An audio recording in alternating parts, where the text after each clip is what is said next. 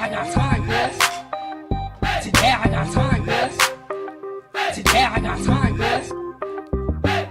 You lucky on that day I was acting cool, cuz. Nigga, what's up? How gangster are you, cuz? Hey. I don't fuck with you, cuz you disrespecting me. Whoop. I don't fuck with you, cuz you disrespecting me. I go hard, cuz. Hey, you guys. I hope you guys are doing good. I hope y'all can hear me.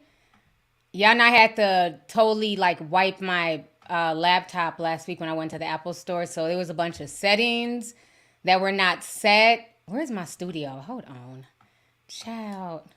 I had to like reset up everything. Hold on real quick. I want to make sure I can see y'all in this chat. The chat part disappeared. All right. I'm going into YouTube Studios. Give me a second here. It's a lot to get into today. I don't want to be on here longer than an hour and a half, so I want to get through as much as I can. All right, hold on. I'm pulling up my studio here. Okay, it's loading. Okay, I'm in here. Y'all can see, y'all can hear me? Okay. All right, good. Thank y'all so much.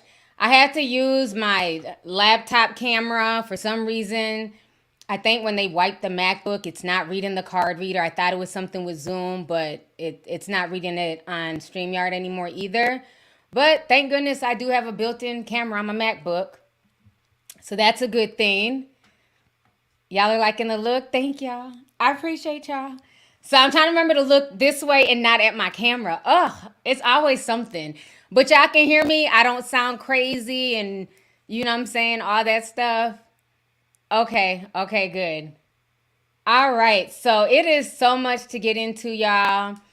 Y'all said the laptop looks better? Okay, well, let me find out. Okay. Because it's just been one thing after another with, like, just everything. Okay.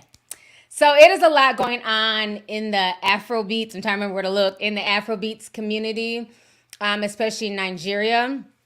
So I know the Shade Room and a lot of the American outlets started posting yesterday, but I've been on it since Sunday, just keeping up with the story with Mobad. And it was so crazy because me and my mom, if you guys are in the Discord, you guys know me and my mom have like Sunday chats where, you know, when she gets out the mosque, we talk for about an hour about all things going on in Nigeria, you know, like with family, the economy, the music. You know, she's a huge Afrobeats fan. So we were talking about Mobad and she was breaking down a lot of stuff for me. Because I can understand Yoruba for the most part, but you know, sometimes when people are talking fast, I miss certain things.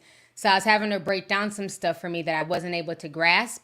And she was doing that. So I was like, Mom, why don't you come on my podcast? Let's talk about this on my podcast. But she doesn't feel comfortable. She's like, I don't want to come on camera. Like, you don't have to come on camera. But she thinks you guys will not understand her because my mom has a very thick accent. A lot of my teachers met her in Atlanta. She's like the sweetest lady. But, you know, she has a thick accent. So she's like, you know, she usually speaks Yoruba or Pidgin English. So she's like, if I come on your podcast, most of your audience is not going to even understand what I'm saying. So she doesn't want to come on the podcast. I'm like, dang it, Mom. So tomorrow's her birthday. So I did a really dope photo shoot for her. She did her makeup. She was dressed up in her Iro and Buba. She looked so beautiful. So I took like some really nice pictures for her. And I try to ask her again today, like, can we podcast about the Mobad situation? But she's just like, no. She does not feel comfortable. So I'm here to talk about it. I know I had left the comment in the Shade Room. So a lot of people are like, oh, will you break it down? What's going on? We don't get it. So I'm going to try and break it down as much as I can. But it's still an ongoing thing, you know, it's still a lot going on. So all of this kind of goes back to a year ago, to keep it real with y'all. Give me just a second. Okay.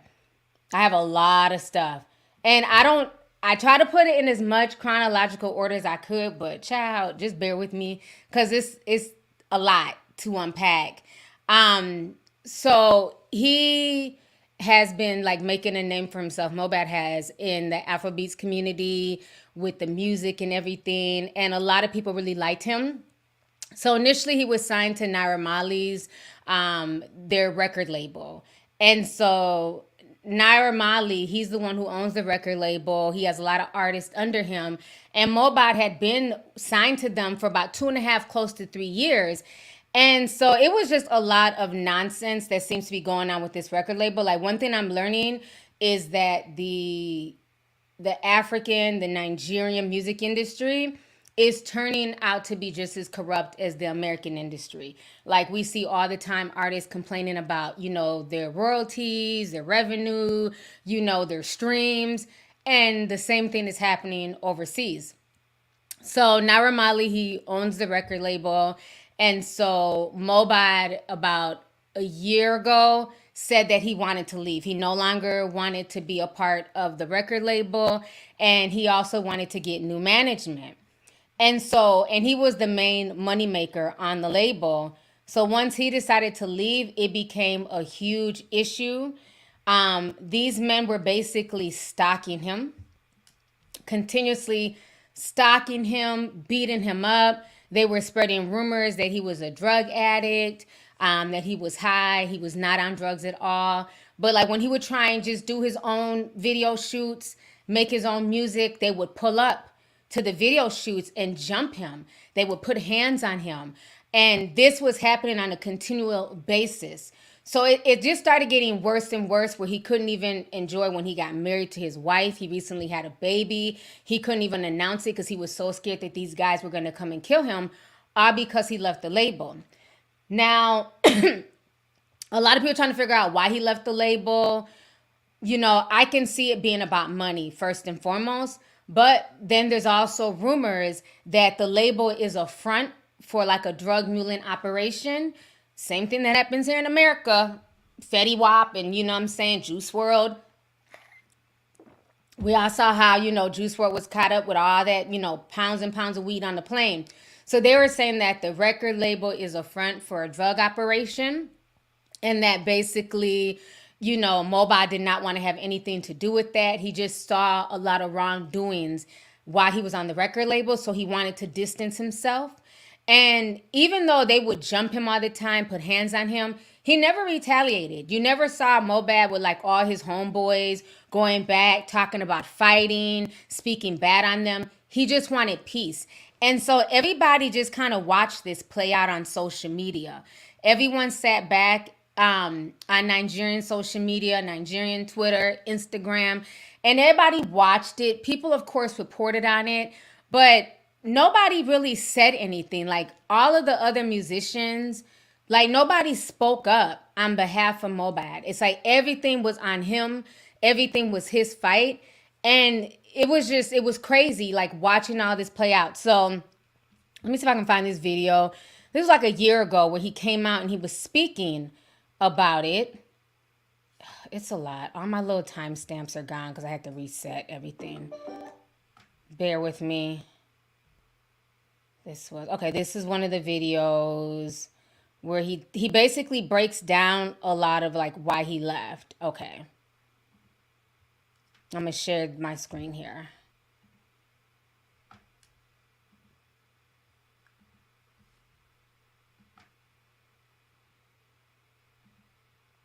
Okay. So we're going to watch this, and shout out to all the Nigerian YouTubers, honey. Y'all are on here deep doing y'all's commentary. Right now. Mobad said, the events of the last 2 days have left indelible scars in my heart. I've always just wanted to create good music and to provide for my family and myself through my music. As an artist from the street, I thought the Malian family would be a good place for me. However, recent events and certain truths have come to light which threaten my peace, health and career. Because of these issues, I informed Naira Marley on the Malian group chat of my intention of changing my manager. He said, this didn't go well with my current manager, Tunde, Naira Marley's brother. That was what Mobad said. He said there were instant angry outbursts and protests from him in the chat. I went to Naira Marley's house with my producer and my friend on the 4th of October 2022 to have this conversation and reach a peaceful resolution. We were in the studio and some of the guys who work with Naira Marley, Sid, Shudi, Sheyi and others were present, as well as Naira and Tunde. I noticed Tunde was quite agitated as we started the discussion. In the middle of the conversation, Tunde became violent and attacked me. The guys I was with were also attacked, humiliated, and said they were stripped naked by Said, Shudi, and Sheyi, and some of the other boys. We were barely able to escape. Three of us had to be checked into the hospital to get medical care for the injuries sustained during the assault. Saying Naira Marley was fully present throughout this event and in fact coordinated some of the attack as he instructed the boys to beat us up. Some of this was captured on video. It is therefore disrespectful for Naira Marley to insinuate that I started the attack because I was intoxicated, as he is fully aware of the facts and circumstances surrounding this violent attack. It is not the first time Naira has lied to push his own narrative, but it will hopefully be the last. Mohbad then wrapped his speech and said, I trust that soon justice will be served. Thank you all for your support. So my people, what do you think on this matter? So that is what Mohbad was saying almost a year ago. He was saying that. And like I said, a lot of people ignored it, dismissed it. And then because Naira Marley, he's been in the industry a long time, he was literally sullying his reputation, like constantly saying, oh, he's intoxicated, he's drugged out, he has issues and things like that, to trying to destroy his character. So there were a lot of other videos too. Let me see if I can find some of these here. And in some of these videos, hold on, I have a lot of videos. And I'm so mad because I had them all timestamped, but then I had to reboot. So give me just a second here. I'm trying to find the one of them fighting him. Okay, I think this is one of them.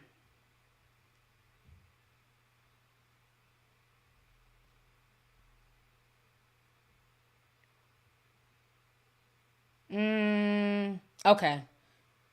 Here you can see some of like when he was getting jumped. I don't want to show like too much of like the violence on YouTube. But you can see like the commotion.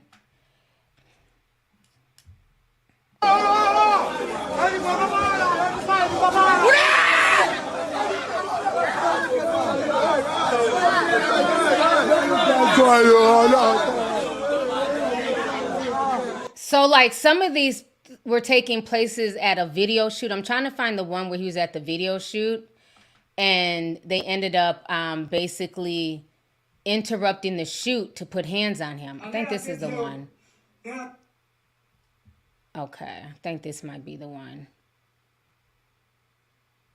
And then every time Mohbad will go online to like blast them and call them out, Naira Marley would denounce it and, you know, basically try to play it off like he's crazy. I want to find this clip. Give me just a second.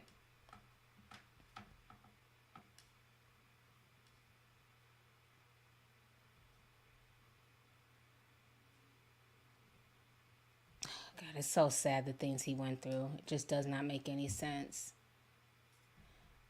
Okay, that's happening today.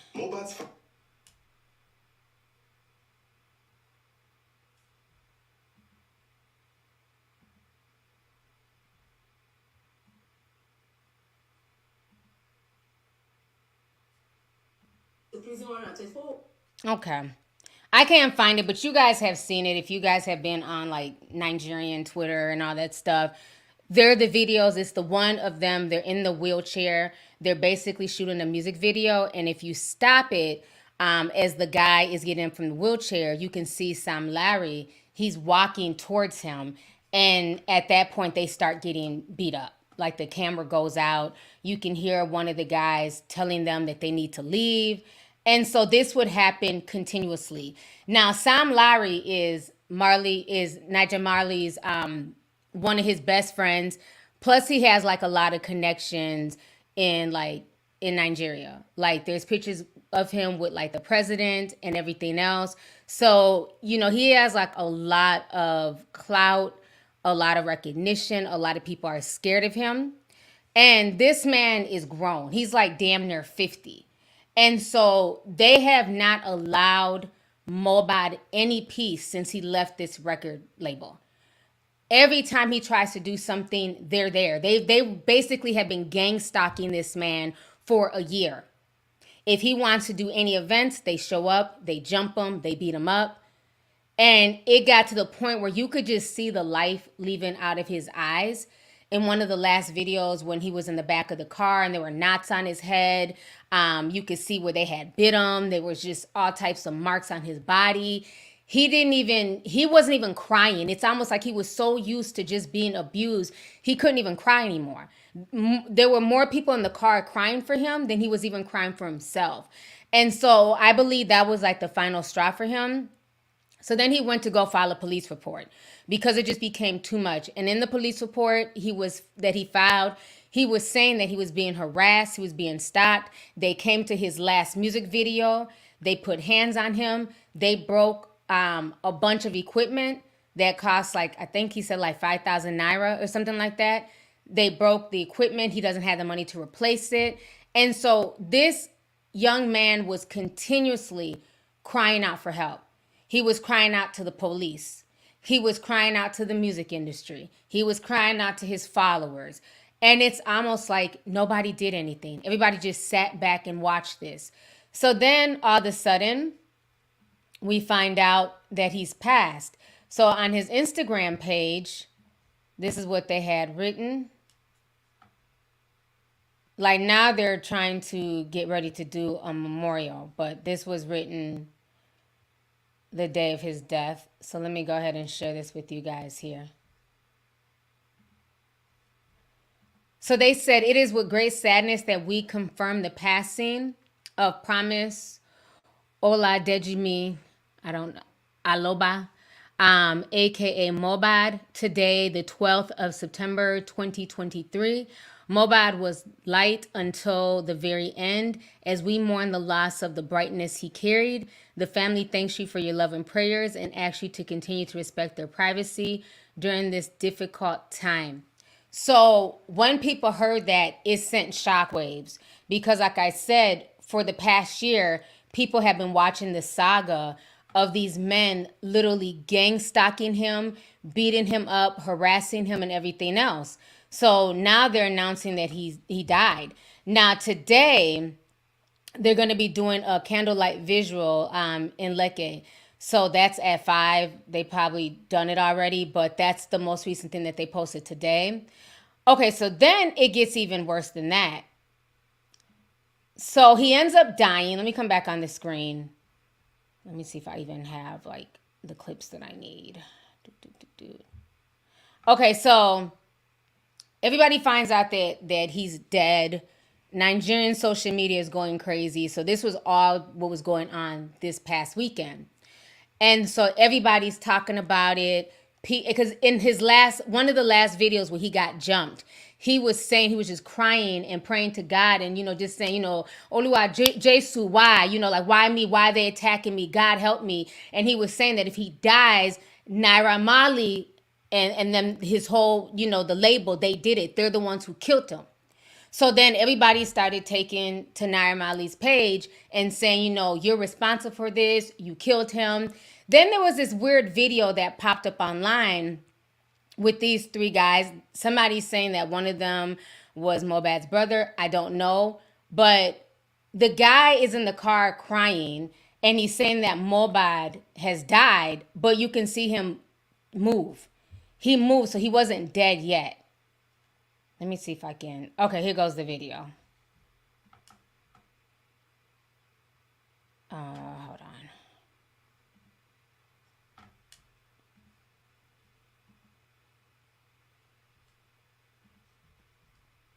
Okay. So he's not dead, but this dude is like screaming and crying, but he's coming from the hospital.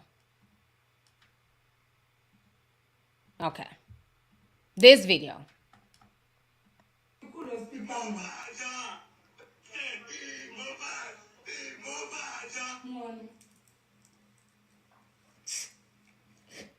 So everybody's like confused, like, but his hand moved. So then like the video just cuts out.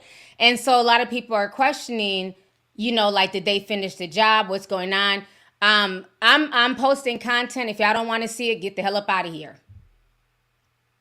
If y'all don't want to see what I'm saying, I'm not going to show anything graphic. He clearly wasn't dead there. But if y'all are in y'all's feelings, move along. Don't come in here writing all types of nonsense. This is for people who want to know what happened. And I'm trying to give you a play-by-play. So if you're bothered, move the fuck up out of here. Go watch somebody else. There's other people who are alive right now.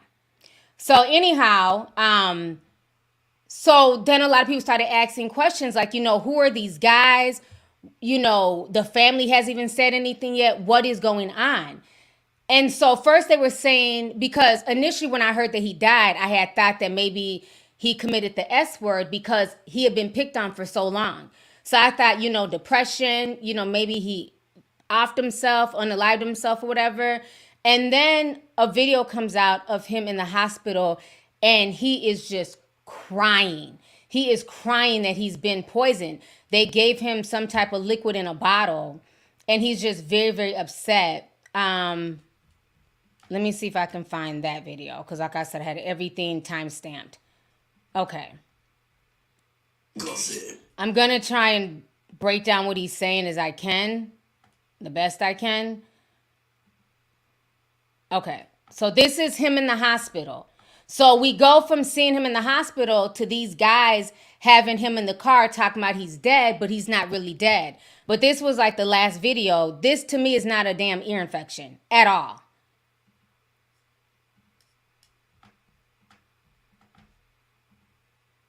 Okay. He's speaking in Yoruba, so a lot of y'all are not going to be able to understand, but I'll try and translate the best I can.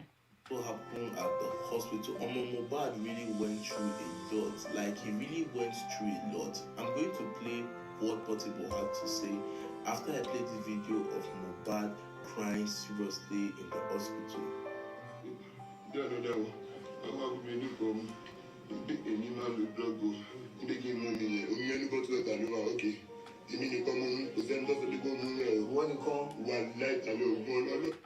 He's saying that basically they gave him something. He's not on drugs. And he's saying that it's liquid that they put in a bottle of water. And he's saying, believe me, I'm not lying.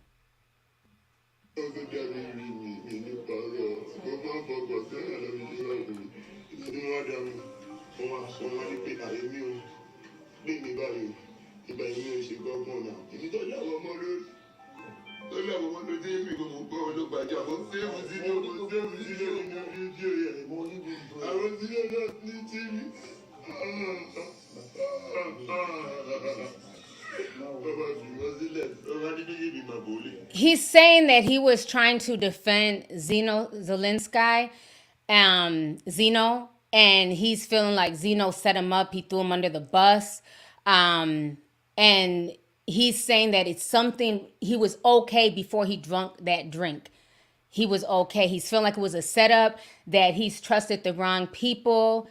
And so right now he's crying out for help.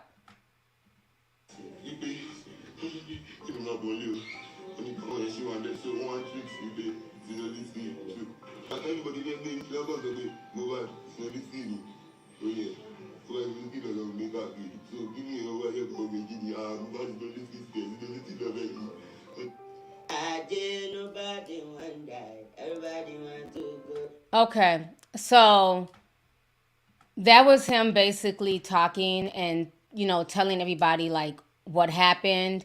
And then shortly after that went viral, then all of a sudden we see those guys in the car talking about he died.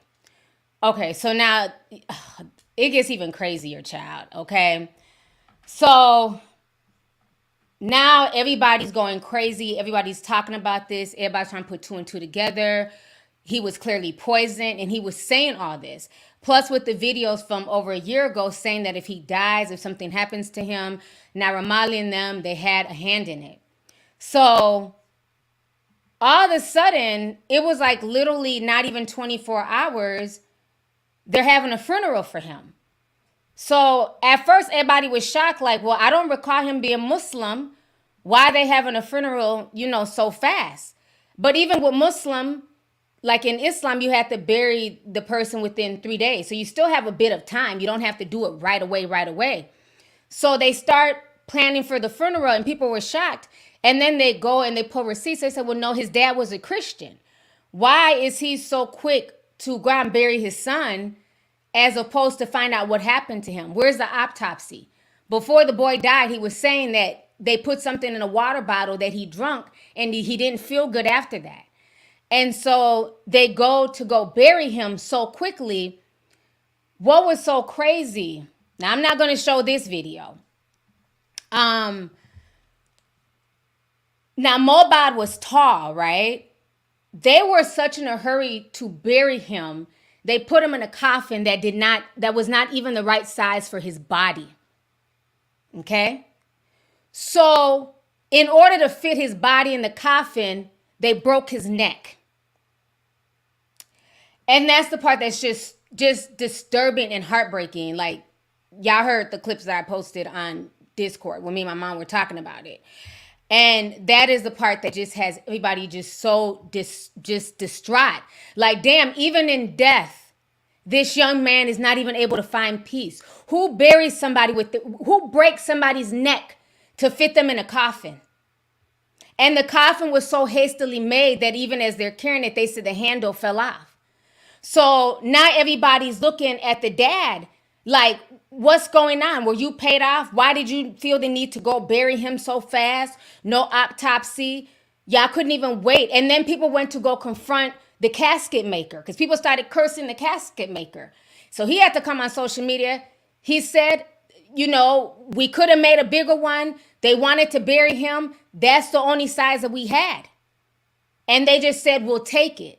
I don't think they expected people to open the coffin, which to me wouldn't make any sense because people want to see him. They want to make sure that that's him in there. I guess they didn't think they were going to get backlash. So he's in his coffin with his neck broke. And so a lot of people were talking about this on TikTok and on social media. I'm not going to play the video, but I want you guys to hear what some people were saying about it because people were very, very upset.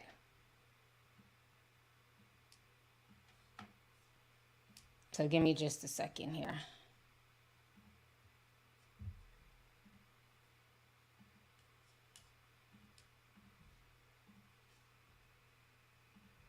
I be waiting. Say that neck where we see say Mohbad bend inside that in this thing casket. Say no be say the casket smally. Say we been talk say that neck, that casket, why they go buy that kind of small casket for that boy? Say that no be say the casket small. Say they break in neck. Now waiting Auntie Kemi Oluna or the allege. She talk plenty things. She talk say person beats that boy. Now waiting she allege say person. Okay, I'm gonna play y'all another video of this young lady also talking about it too. But he's basically a legend saying that they beat him and they're trying to hide like the evidence. Like they want to hurt and bury him quickly. That's why they broke his neck and just threw him in the coffin.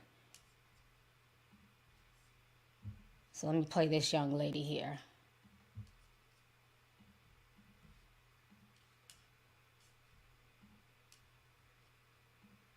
Mohbad has finally been buried. I can't even say laid to rest because the funeral video I saw was very disrespectful.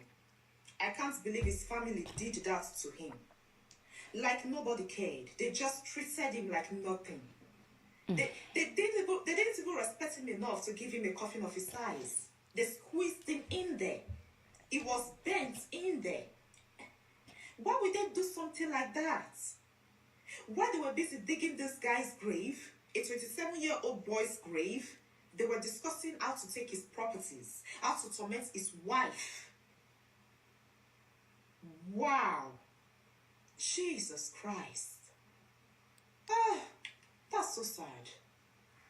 That's so sad.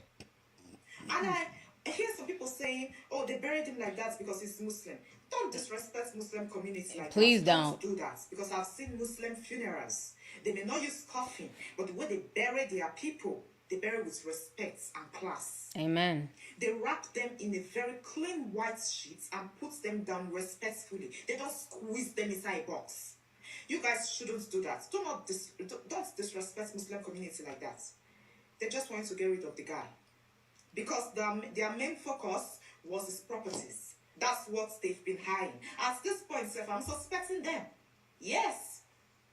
Because who does that? Common sense. You've not even buried the guy yet. People are already thinking of how to go for his properties. Is that not suspicious to you guys? Is that not... Okay, so she's saying a lot of truth, you know what I'm saying? Because, like I said, people were saying that he was buried so quick because, you know, in Islamic culture, that absolutely not. That funeral had nothing to do with Islamic culture whatsoever. That is not even how Muslims bury their dead. It was just so disrespectful the way his body was treated. So at this point now, people are very, very upset. Okay, people feel away. People are taking to social media. And so now, I would say by Monday, Tuesday, justice for Mohbad starts trending.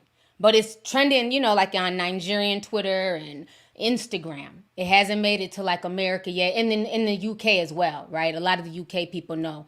So now the dad comes out. Okay, this is the video. Okay, we're going to watch this. This is Mohbad. This is when he got jumped. It just popped up. We're going to watch this real. Like I said, I got a bunch of different clips, and I'll break them down as I present them. So this was him after he got jumped a year ago. This is in Yoruba. You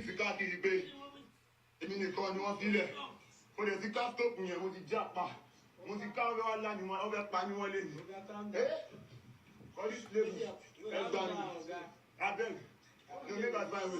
Make that pass. They will just say you are the man.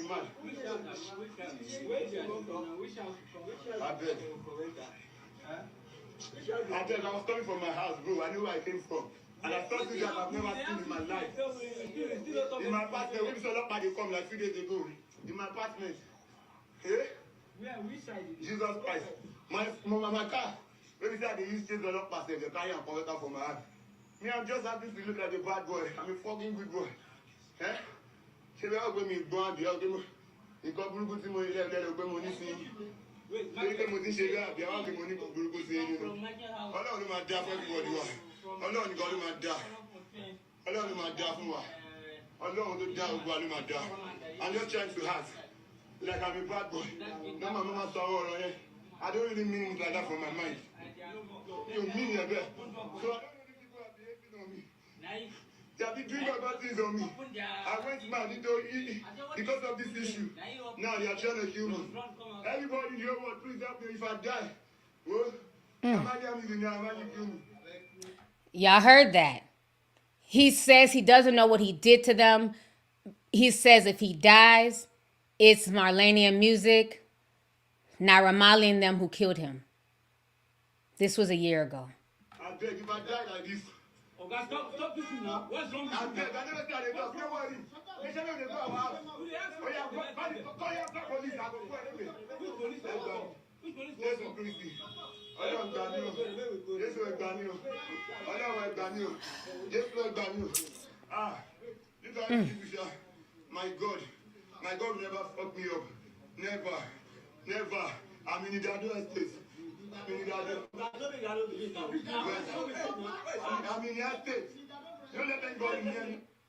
That's so sad. That is so sad. The way he's just like crying out. And you can even hear like the victim blaming, like, oh, calm down. You know, we'll call the police. It's not a big deal. Calm down. But I'm glad that he took to social media and he documented all this. Because I think in his heart of hearts, he knew they were going to kill him. Because he was documenting this, and that's why they were getting more and more pissed. Like, you keep taking it to social media, you're making our brand look bad. But he's like, but y'all keep jumping me. Y'all keep beating me. Y'all keep showing up at my house. You guys keep showing up at my video shoots. Why wouldn't I take it to social media? The police are not doing anything. Because, again, that label and Sam Larry, they have deep pockets and they have a lot of connections with the police. So it's like the only place he could really get any type of solace was posting all of these attacks and what he was going through on social media. So it is just really sad. So now, let me see. I'm just trying to break down the timeline for y'all. So this was a few days ago. Everybody was protesting here. Let me share my screen. They were taken to the streets. to protest for justice for him.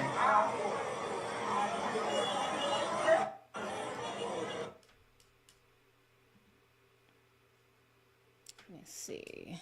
I have a few other clips here.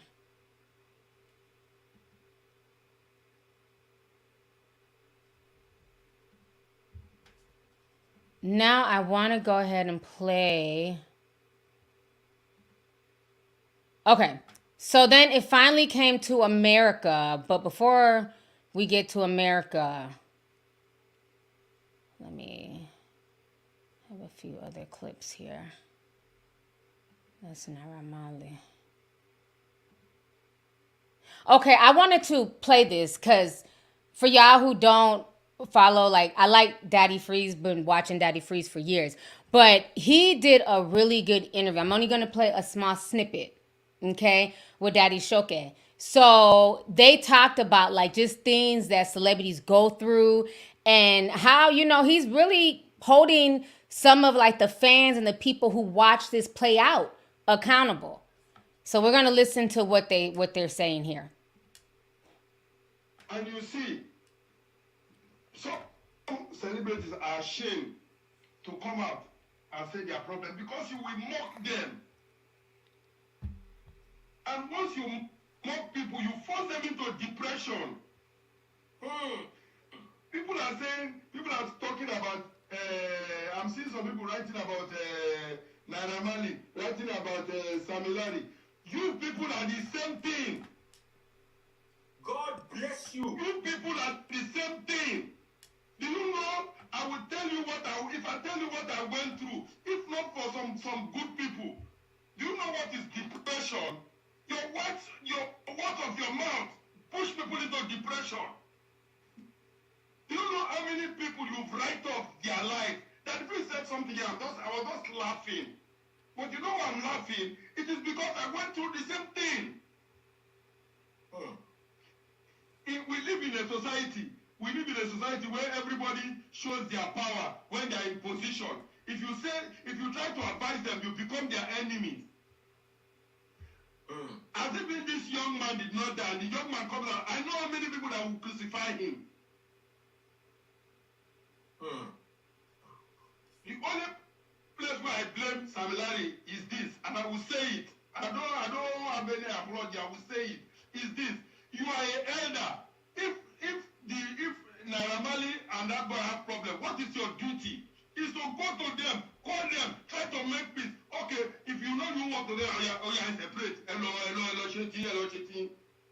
I don't see. Look, this matter is a very painful matter that one need to say. You need to say it because it will come back again tomorrow. Okay, so I just wanted y'all to hear some of that, you know, what he's saying.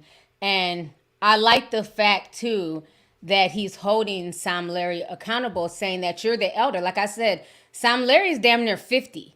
And you're sitting here pressing on somebody in their 20s, somebody who's young enough to be your child. It just does not make sense. So now people start calling out a lot of the Afrobeat artists. You know, everybody's favorite Auntie Yabo. She was on TikTok. She's a Nollywood actress. She was on TikTok going off.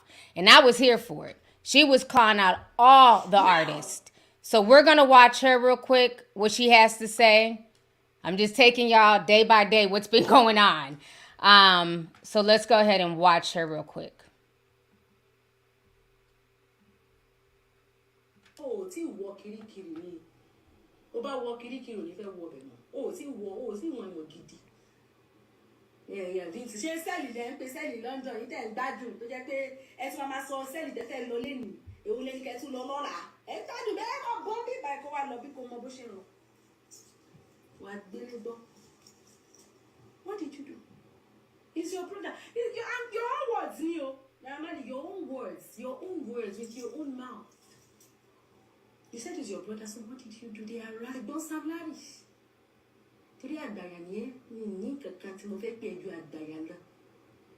I saw your video. You said, Baba Jabi Kakuko, you don't have anything to do with it. You don't have anything to do with his death. Okay. We hear you don't have anything to do with his death. Okay, but All the bullying that you gave this boy, that you made him develop hypertension. At a young age, he developed hypertension. He was traumatized. What she's saying is that basically he was filming himself all the time. So you would see him having to check himself into the hospital because he was so stressed. He ended up developing hypertension. His blood levels were elevated. He was like just scared for his life 24/7. At least we do not see anyone. We saw what you did this year. Let's assume that the ones we saw this year, a few months ago, you still went to meet them on location. You said, Konikuro be by. That means you want to kill him. I mean, Konikuro be by. That means you want to kill him. Kilo shit, pasa. Because I've been watching Sam Larry. Kilo shit, pasa. She's saying, what did he do that you guys want to kill him? We want to know. At least let us know exactly what he did wrong. Oh my Obumini. Oh Shebai Kumini. Come and explain yourself. So Kakukumo okay. Oh, deserve it. Kuto. What did he do? Did he molest your daughter? Did he sleep with your girlfriend? Did he kill kilo shake kilo let us know, what did he do? He didn't do anything. He basically left a label. And this has been a year's worth of harassment. So let me pull up this other clip here. Hold on. Who is that? This is the one.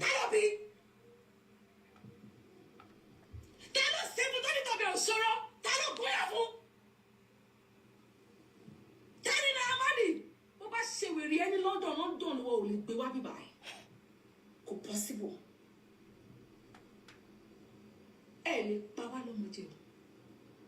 It's not possible.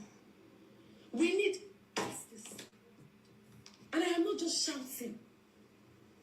We will take the necessary steps.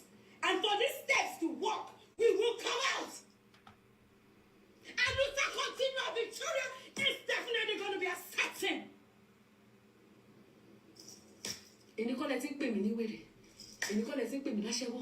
She said, you guys can call me crazy. You guys can call me a prostitute. You know, the slanderous words that, you know, us black female get online. We also get it in Yoruba.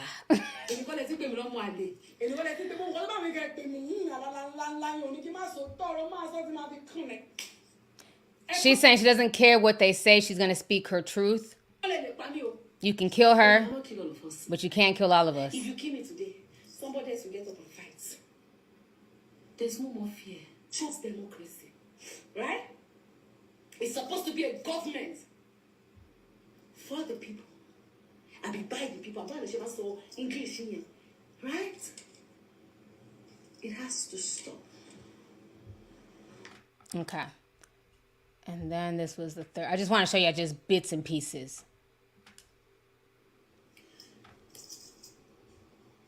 Davido, thank you. I heard you supported them, but I need you to do more than support them. Financially, I heard you supported, but I need you to do more. Don Jazzy, a lot of youths look up to you. We need you. Olamide Bado, it's you people's industry. The likes of Fela, the likes of our daddy Ebenezer Obey, the likes of Sonia Ade, the likes of Tubaba,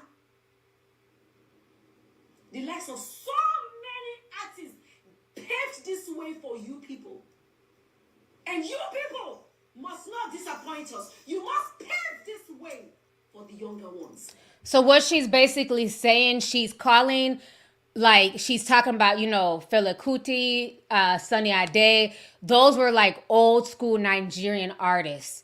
And they paved the way for the youth. They paved the way for, now you see Davido, you see, you know, Wizkid, you see Burna Boy, Thames, you know, all of these artists. So she's basically calling out the biggest Afrobeat artists to step up. Like, don't just, you know, quietly give money, but you guys have to speak up against like this corruption that's going on in y'all's industry. So that's what she's saying. Whatever is going on in that industry, first the bad guy need you. But I said, King Fabiana, Kiki. You all are entertainers, and you all are youths, you're younger ones. I can shout for all I care because I have a voice. Tony Abraham, I need you. Ikechi Blessing, I need you. Any other partners, I judge the sister. Hello, shut up. What is this? A fight for one is a fight for all. They cannot be bigger than all of us.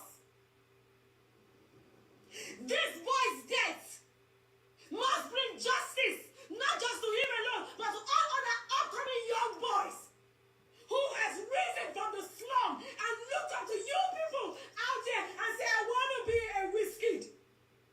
Wizkid, I need you. Tiwa Savage, I need you. I need all of you on board. So I love the fact that she's also holding these major artists accountable. Because if you guys remember a few years ago during the whole SARS movement, remember they were all crying. They had to wake Beyonce up to get up and make a statement. And she's doing the same thing. Like she's calling them out like, no, you guys need to come out and speak up against this. You know, these industries are literally the same thing, slave contracts, having these young men and women, you know, perform and go on tour. And, you know, they're the ones writing and making the music. And then these so-called labels are taking the money.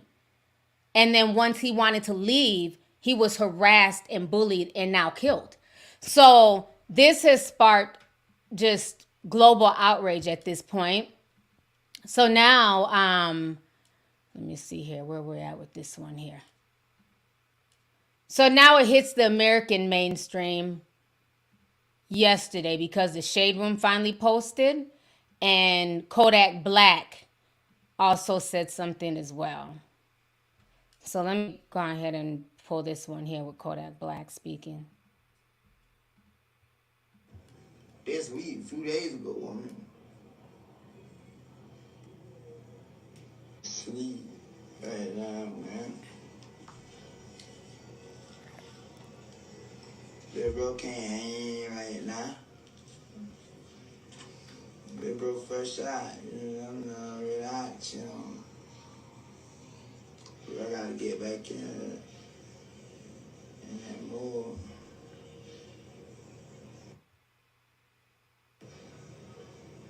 I would say R.I.P. to Mobad. Kodak, you was his neighborhood hero to the passing. Damn. What's so crazy, right? Now I just ran across this nigga page like this week, a few days ago, woman. Okay. I know it's hard to understand him, but I guess it's no harder than me, you know, playing Yoruba on the stream as well. But, you know, he's basically saying, oh, damn, you know, I didn't even know I ran across this page the other day. Rest in peace, Mobad. On top of that, Little Dirk also said something. Meek Mill also said something as well. So again, now it's going global. So then, let me see. The father ends up speaking out. Okay, before I even get on the father, let me play you guys this video of Sam Larry.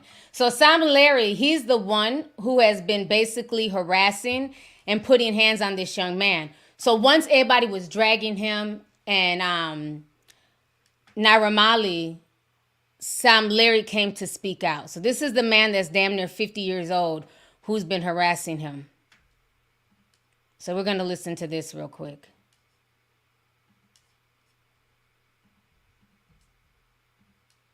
All right.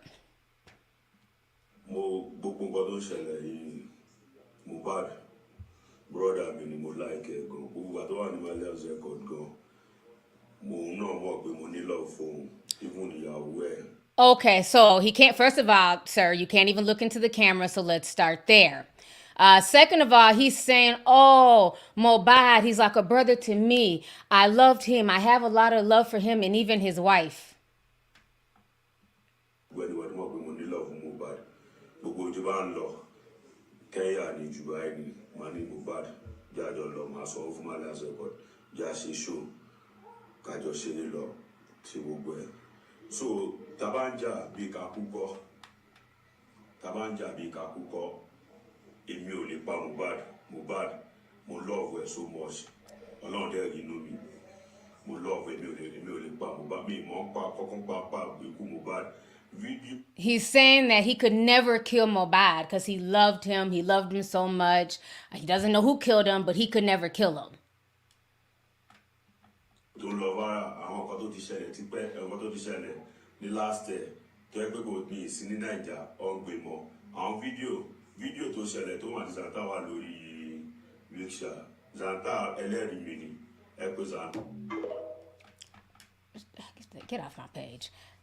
So he was then trying to go on to explain the wheelchair situation where if you guys see the videos online, you can see Sam Larry walking into frame.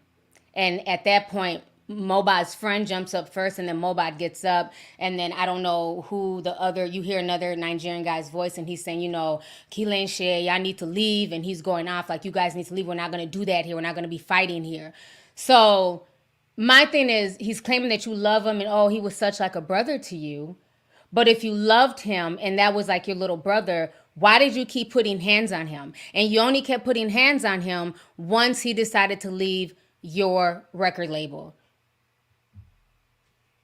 So, if that's brotherly love, I don't want it. There's nothing brotherly love about that. So he's basically trying to cover his ass now because people are on him. They've lost hundreds and thousands of followers. People are demanding that they be arrested.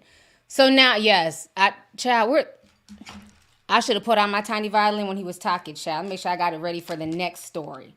So now, what's even more disturbing with this whole situation is the father. I don't trust the dad. At this point, I'm going to say this. I think all these people need to be investigated. Naira Marley, Zeno, the whole Marlanian record industry, label and crew, Mohbad's whole family, the people he was last seen with in that car, who said who said that he was dead in the back of the car, but then you clearly see him move. Sam Larry, the nurse. There's a lot of people I feel like need to be investigated. But let me talk about his daddy, okay? This is my issue with his dad. Not only did you allow your son to be disrespected by buying him that little ass coffin and making it where they had to break his neck to even fit him in the coffin, that alone is disgusting. The fact that it wasn't even 24 hours and you were ready to run and bury your son and bury the truth. And then when they go interview the dad, he starts complaining. He starts talking about, I don't have any properties. Look how I'm living. I'm Mohbad's father. Look at my house. Look how, poor we're living. We don't have any money. We don't have any property. The wife owns all the property. It's not fair, but I'm his father. And so I'm watching this. I said, what? I'm like, how are you sitting here complaining about property, being poor? While you guys are sending, money and helping out his son, don't forget his father here. Why is that the first thing on your mind? But then when you watch his mother's interview, the mother is saying she wants justice for her son. The mother's not talking about property. She's not talking about money. She's talking about justice. So now I'm feeling like, did they pay the father off? Did they pay him to hurry up and bury the body to hide any evidence? Because why would you bury your son that fast as opposed to wanting to get an autopsy? I'm not saying that his life is worth more than anybody else's, but your son was a pretty big deal in the music industry in Nigeria. So why would you just want to bury him as if he was just a regular, and I don't want to sound bad when I say this, like a commoner, like nobody would care, when he had millions of fans worldwide? Why would you not want answers as a father? So I don't trust the daddy neither. I don't trust it. So now, on top of that, today it's been announced they're exhuming the body. So they're taking the body out of the ground now. Not like Tunde. Tunde be going off. We're going to watch Tunde real quick. Well, I don't know. Y'all be sensitive, child. You know, Nigerian Instagram is different than American. I'm not, because they're showing the coffin. Okay, he took the coffin off the screen. I don't want to show it with the coffin because y'all gonna be crying tattoo tears. So we're gonna listen to what he got to say because he be going in. I'll be here for his little rants. They've gone dug up Mohbad grave from the ground for autopsy. I still repeat, a lot of you are still not asking Very dark black man, that's his name. But this one is on Tunde's page right now. the right question.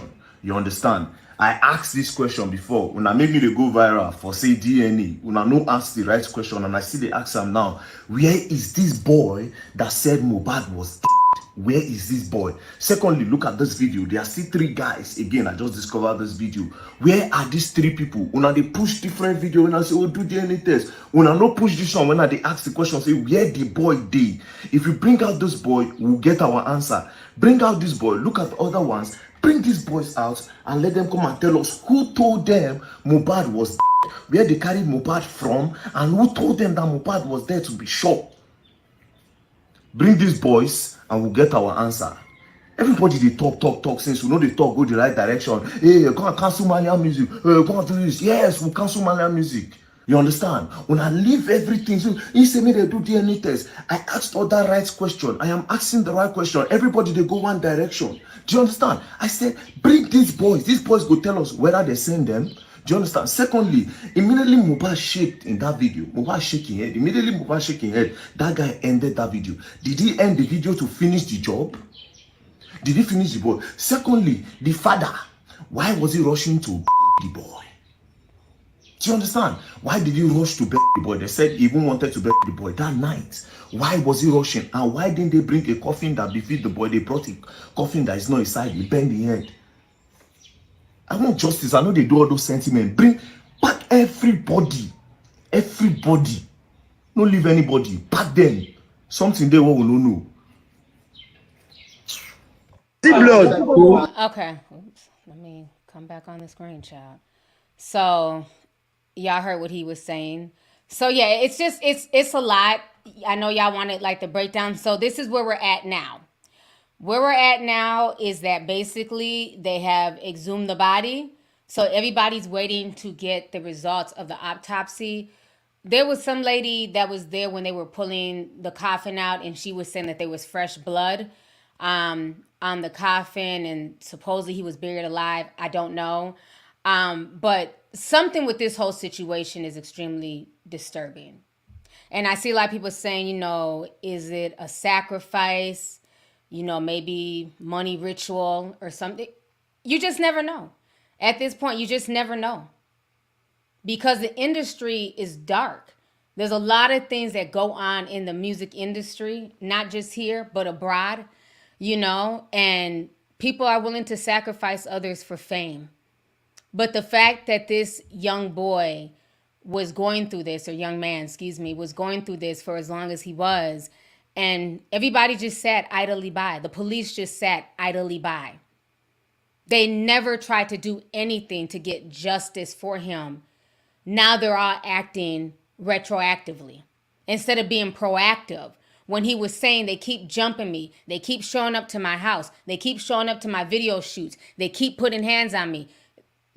Nothing was done. Even when he filed the police report, nothing was done. So this is why justice for Mohbad has been trending. This is why so many people are hurt and very sad with everything that happened to this young man.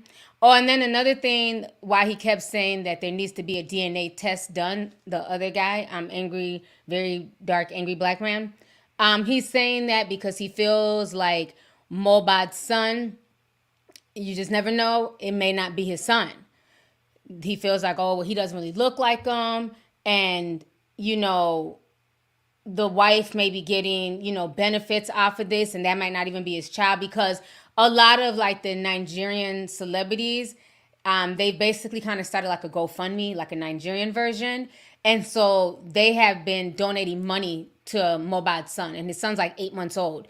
So a lot of people are like donating a lot of money to this little boy. So he was saying there needs to be a DNA test done so that way we can make sure it's, you know, rightfully his son. So that's what he was talking about when he was saying DNA test. He wasn't talking about Mobad taking a, you know, getting a DNA test from Mobad for the father, but for the son. So that's what he was saying for people who are asking. Yeah, you know, there could be some juju in the mix. So it's a crazy story, and I can't believe it's taken me an hour to break this down. Yeah, it's such a sad story. So as I get more information, we'll definitely update y'all in the YouTube community feed and on Instagram. But so that's the gist of it. I know it's probably hard for a lot of y'all to understand what they were saying and stuff like that, but that's the gist of it. I think I don't know, did I break it down okay where y'all understand what's going on? I think I broke it down. I tried to pause it when I could, but then I didn't want to, you know, interrupt too much for the people who do speak Yoruba, who just want to hear it in full. Did it make sense? Somebody says, I love international tea. Thank you. And yes, you know, justice for Mobad. You know, it's sad. And I think a lot more Nigerian YouTubers need to be talking about this. Like, we're the, you know, there's so many Nigerian beauty influencers. They need to be talking about this and, you know, bringing more light to it. I don't have 1 million subscribers. So, you know, people who got way more than me should be bringing more light to it. Shout out to all the Nigerian, you know, commentary channels like True Crime Daniel and so many people who've been on top of it. But, you know, those channels are still small. So we need more eyes on this. He needs to get justice, you know, because it's not right. And y'all know me. I hate bullying. I hate bullies. You know, and when you're bullying somebody who clearly does not want to fight back, who clearly does not want the smoke, they just want to be left alone, that pisses me off. That pisses a lot of people off. Because like I said, even through all this torture and the way they were tormenting him, you know, just constantly harassing him, booing him, talking crazy about him, saying he's a drug addict, he was an alcoholic, everything else. All the things they were trying to say to ruin his reputation and make it where other people in the industry wouldn't want to work with him. You know, they're trying to make it difficult for him to book shows. But then Sam Larry wants to turn around and say, oh, that's my brother. Shut up. You know, so I hate the fact that he was bullied to death, you know, and the fact that he was basically poisoned.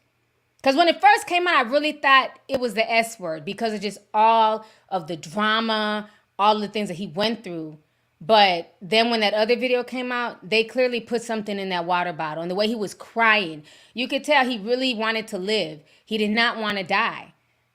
So, man, it's sad. It's sad. Why are we having a Haitian-Nigerian battle in the comments? I don't know. I'm just seeing a bunch of somebody's Haitian. What that got to do with what we talking about? What happened? I know Kodak Black is Haitian.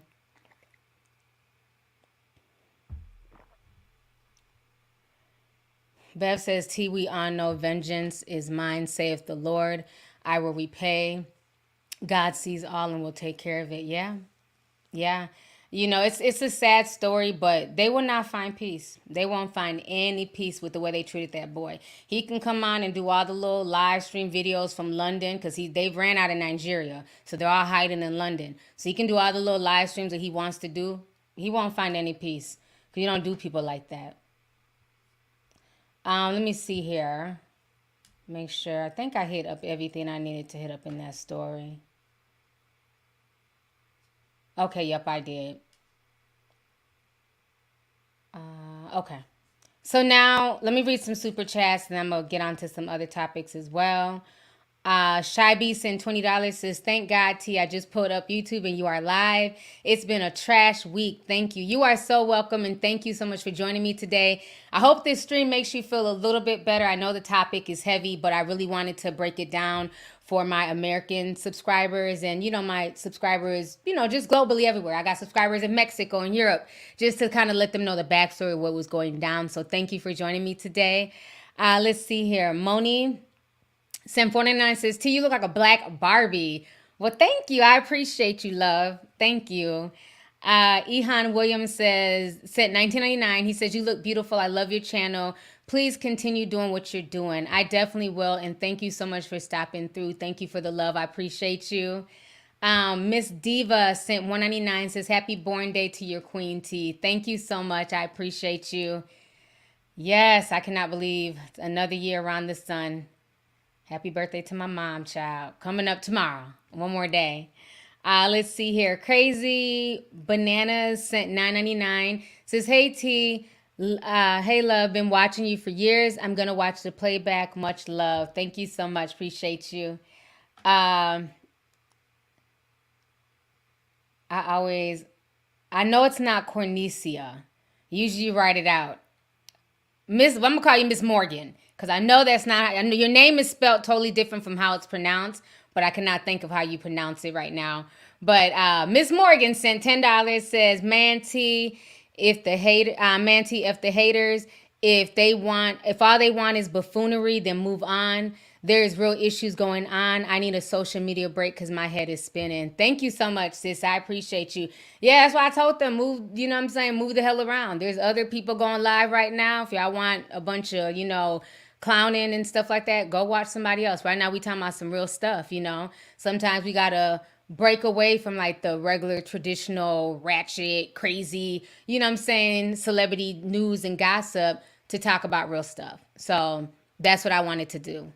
So thank you, sis.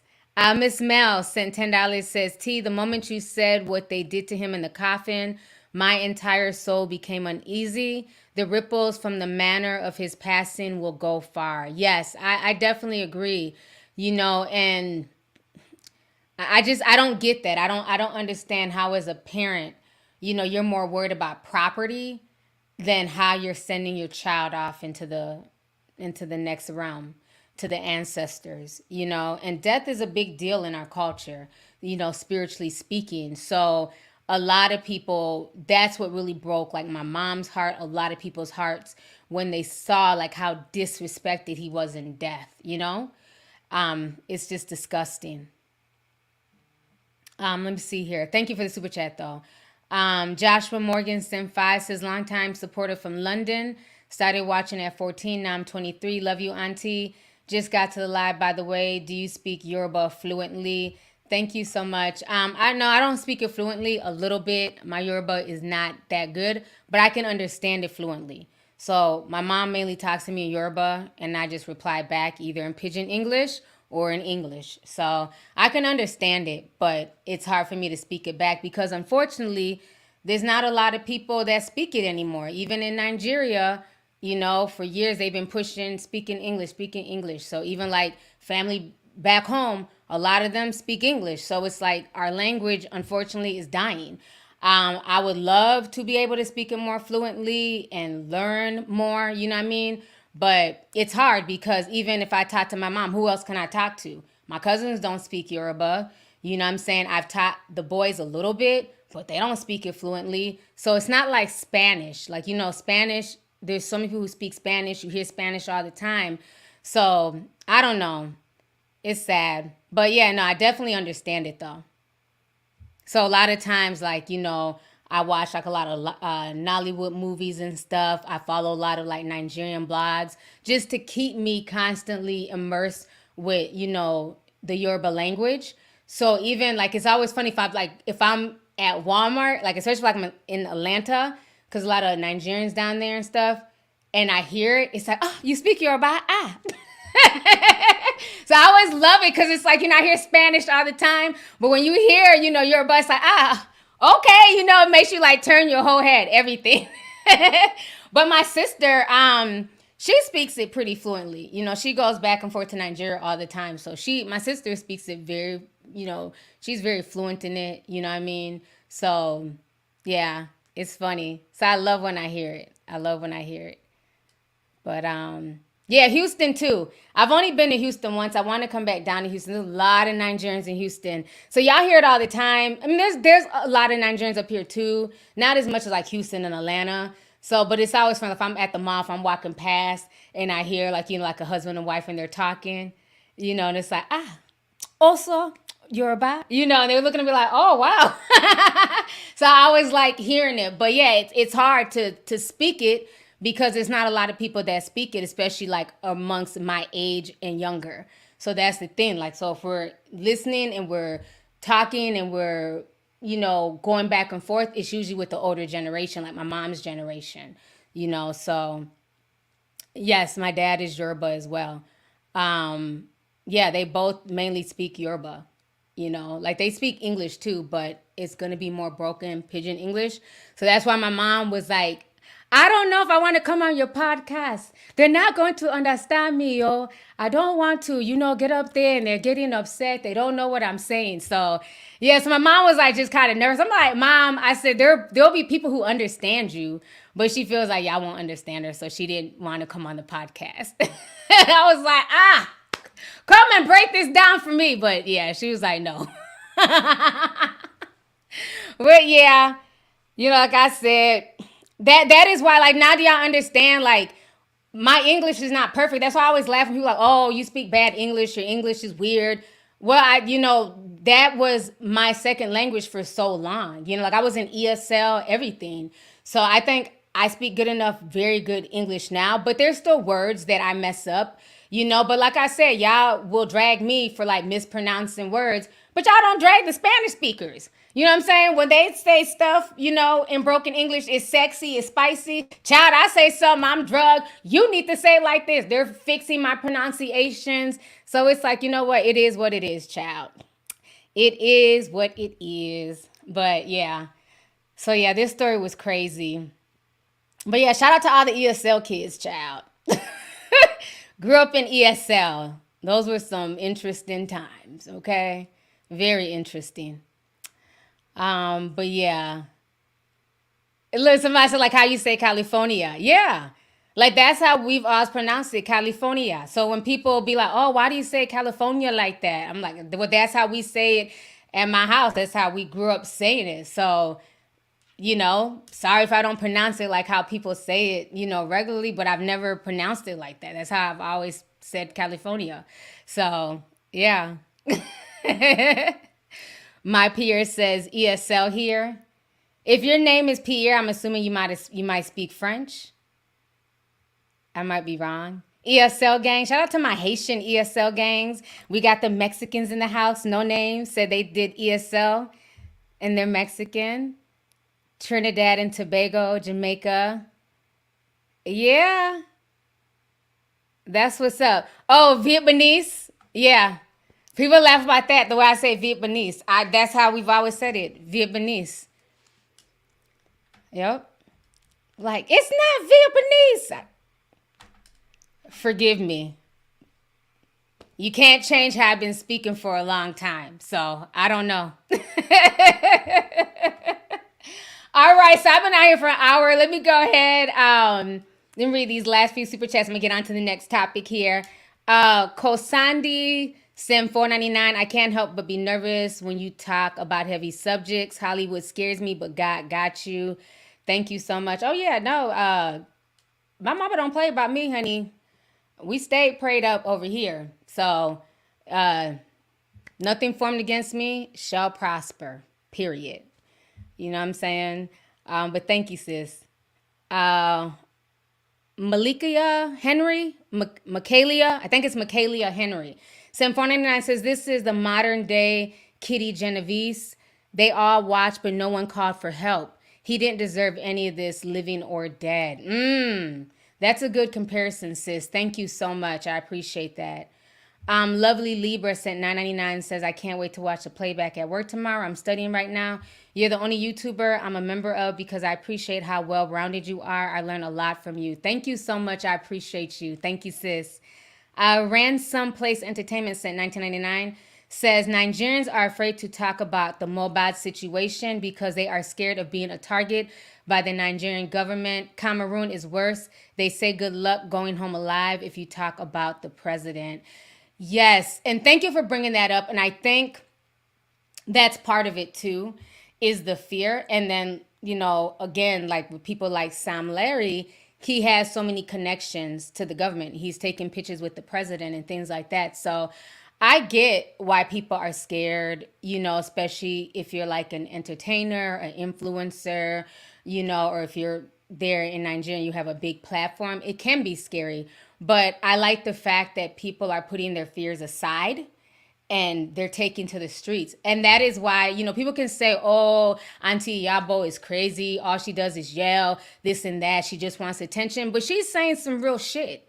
You know what I'm saying? And she's putting herself at risk, but she's saying some real stuff to say the truth. So that's the thing. Y'all got to support the ones that are the truth tellers who are saying truthful things. And it is scary, though, you know, because, again, in America, you have a lot more quote unquote freedoms. You know, they are trying to get rid of some of them to say, for the most part, what you feel, right, within reasons. But then we have to remember, in a lot of other countries, you're not allowed to have an opinion. You're not allowed, like the way people going in on old man Joe and going in on Trump and, you know, right versus left. That's still a freedom that Americans are allowed to enjoy. In a lot of countries, you can't speak bad about people in government, the president, things like that. So it is very scary. It is. That's why that whole SARS movement was such a big deal against the like corrupt police when that happened in 2020. You know, that was such a big deal for like the youth to stand up. And then what happened? They got shot, you know, they were shot at. It was just, oh my gosh, those videos still live in my head rent free. That was such a horrible time. Yes, North Korea is another place you cannot have an opinion at all. Can't do nothing in North Korea. Let's see here. Hamilton Senpai says, some people that speak English can't even speak proper English, so don't sweat that. Thank you. I appreciate that. Thank you. Yeah, I'm not going to worry about it no more. What's up, BL? BL Sherelle Senpai says, sis, you are getting finer with time. You look beautiful today. Thank you so much, BL. I appreciate you. Thanks for coming through, sis. We got to get on a podcast together soon. Definitely got to, lot to talk about that's going on in hip hop. So we definitely got to get up on a podcast. So I want to talk about this Chrisean situation. So if you guys don't know, once again, honey, Chrisean Rock is trending. Let me go ahead and pull up my page. So she was caught at Walmart with this baby. This baby done been to more places. How old is this baby? I think because the baby was born around when I was having my Labor Day party. So that was like, what, 2.5 weeks ago? So this baby's not even 3 weeks yet. This baby has been to a football game. This baby has been to a church to get deliverance. This baby done been to the gas station. This baby done been in the studio.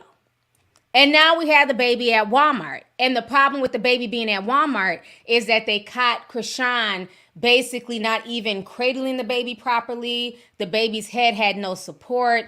The video is just sad. It's just really sad. So let me go ahead and share my tab real quick here. Let me make this bigger.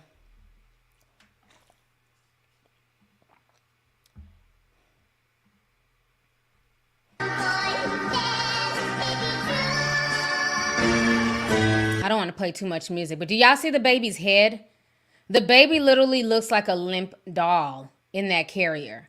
So people were pissed off about this. They're like, you know, you got a dog in your hand. Like, does the dog need to come with you to Walmart with the baby?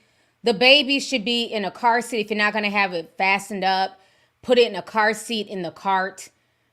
She's just doing the most. So now, this was also the baby.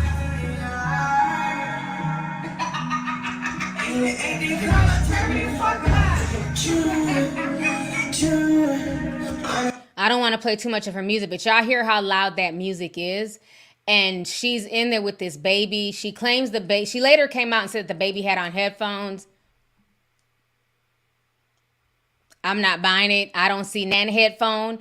And the baby's ears are too small for earbuds or earplugs. So I don't understand like why she won't just sit down and just enjoy this newborn baby. Like these are the moments that you're supposed to just be relaxing. And, you know, literally 24 hours after she had the baby, she was in the gym working out in her house. She's just been doing a lot. So social media has not been here for it. Let me see if I can find the video. Hold on real quick. Of her responding to everyone talking about her and the baby, because she did have a response. Let me see if I can find that.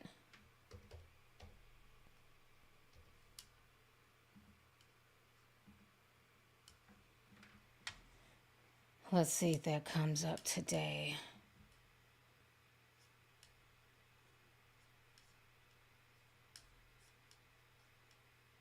Yeah, everybody's talking about this Walmart situation. I'm trying to see if I can find her response to the Walmart situation. I think I might have seen it on the Shade Room or something. I'm not sure. But it's not coming up on Twitter. But basically, long story short, oh, it looks like Blueface's mama done said something. You know she gonna have something to say, child.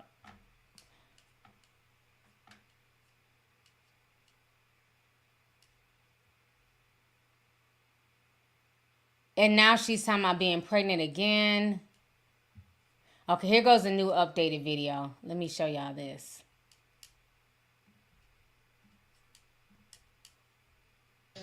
Yeah, I'm getting pregnant 6 months. My girl looking like this. Yeah, I'll be pregnant in the next, 6 months. Beware. Hold on, when do you get off this break? 6 weeks? 6 weeks, yeah. I'm getting pregnant 6 weeks. Wait, what? Wait, for real? She's struggling right now to even take care of this baby. You know, as far as like holding the baby, not having the baby around all types of people. And she's talking about getting pregnant in 6 weeks. That don't make no sense at all.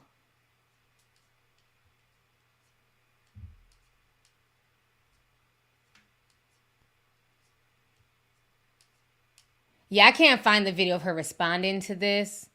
I wish I could, but I'm not seeing it. But either way, I just feel like she's been doing way too much with this child. And it's like, where's the big mamas? Where are the grandmothers, the aunties? Like, I see that she's with somebody. There's always somebody. You always hear somebody in the background. Why are they not telling her to just rest up and sit down? She doesn't have to take this baby everywhere. Like, even as young as that baby is, I remember keeping a blanket, you know, like a little light blanket. People don't do that no more. Is that old school? Is that from like the kids that was born in the 99s and the 2000s? When my son was that young and I had to take him to the grocery store, I put a little light blanket, like you would put it over the, like the car seat. And the blanket would like cover up germs and people trying to peek in and look at your baby. I haven't seen a blanket on this baby at all, as far as covering the baby up from germs. Somebody said you're supposed to. Okay, so y'all still do that? Because I'm like, well, damn, man, I know it's been a few years. You know, my baby's 17. My other baby's 22, so I get it. It's been a few years. But I didn't know. It's like, do people not do that anymore? Because the way she's got this baby everywhere in that little fuzzy outfit, but nothing covering the baby's face. And especially when there's C-19 out here. C-19 is coming back with a vengeance. It makes no sense. Somebody said, nah, we still put blankets over our babies. Yeah.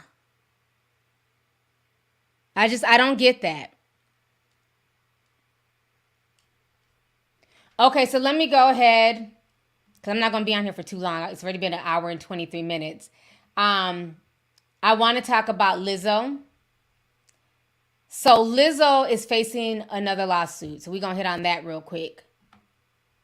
So this just broke today. I don't know who Lizzo done pissed off in the industry, but the lawsuits are not stopping. The lawsuits are lawsuiting, okay? So this is what's being reported. They're saying Lizzo has been named in yet another lawsuit from someone who claims to be a former tour employee. Just weeks after being blasted by three former backup dancers who are currently suing her, but her spokesperson has quickly denied the new claims, alleging the accuser never actually met or even spoke to the star. Lizzo is now being sued by a woman who claims to have been forced to hear racist and fat-phobic comments from members of Lizzo's team while working very long hours, according to TMZ on Thursday. The site obtained legal documents in which Asha Daniels claims to have been hired by members of Lizzo's team, named Amanda Numora, to join the singer's tour with a gig in wardrobe in 2023. Daniels alleges that working for the star took quite a toll, claiming that she would occasionally work from 6 a.m. till 2 a.m. while being refused a break. As Daniels is a black woman, she claims Nomura was cruel by routinely making racist and fatphobic comments, alleging calling black women on tour dumb, useless, and fat. So this is what is currently going on with Lizzo. This entire thing is a mess. Again, I want to know who Lizzo done pissed off in the industry, because they are definitely putting her out there. And it seems like a lot of people are now suing and coming after celebrities and corporations for hostile work environments. You know, so many times people thought it was a corporate America thing, but now people are coming after these entertainers. You know, you have to be professional with your workers at all time. I'm not saying that Lizzo was or wasn't, because again, I'm going to wait till it plays out in court. But you have to understand that you cannot fraternize with your employees like they're your friends. You can't talk to them crazy like they're your friends. If you're cutting them a check, it needs to be very, very professional, because you don't know everybody's boundaries. You don't know everybody's background, what they really believe, what they're willing to take and what they're willing to not take. So I think that's where Lizzo and a lot of people mess up, is that they feel like, you know, because somebody works for them and they're working long hours, that somehow they're buddy-buddy and they can talk to them crazy or put them through, you know, crazy situations. But now a lot of employees, are fighting back. So we're going to see how this works. We're going to see what ends up happening. I have no dog in this fight.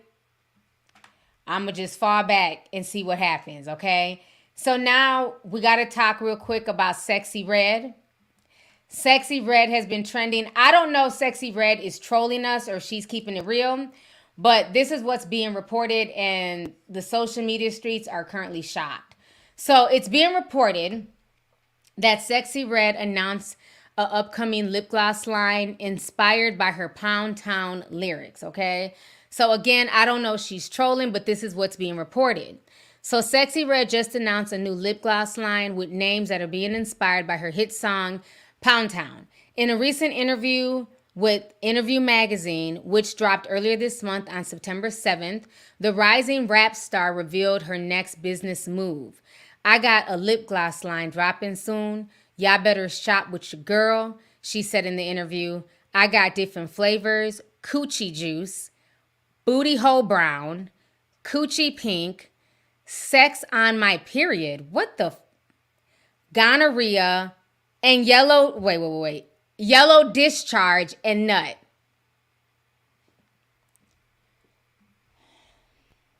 Get the fuck off my screen. Get her the fuck up out of here. Like, I don't even understand, like, what? Now I'm here for a lip gloss line. Y'all know I love me lip. I don't even know what it look. I keep a lip gloss, okay? I'm here for a lip gloss line, bitch. But I'm not putting nothing on my mouth called gonorrhea. I'm not putting nothing on my mouth called booty hole brown. I'm not putting nothing on my mouth called vaginal discharge, or just whatever the hell this shit was called. Like, I don't get this. And then the thing is, I keep telling y'all, spell casting is real. Okay? Spell casting is very real. Why would you want to wear a lip gloss called gonorrhea and put that on your lips and think that you may not speak gonorrhea forming on your lips in real life?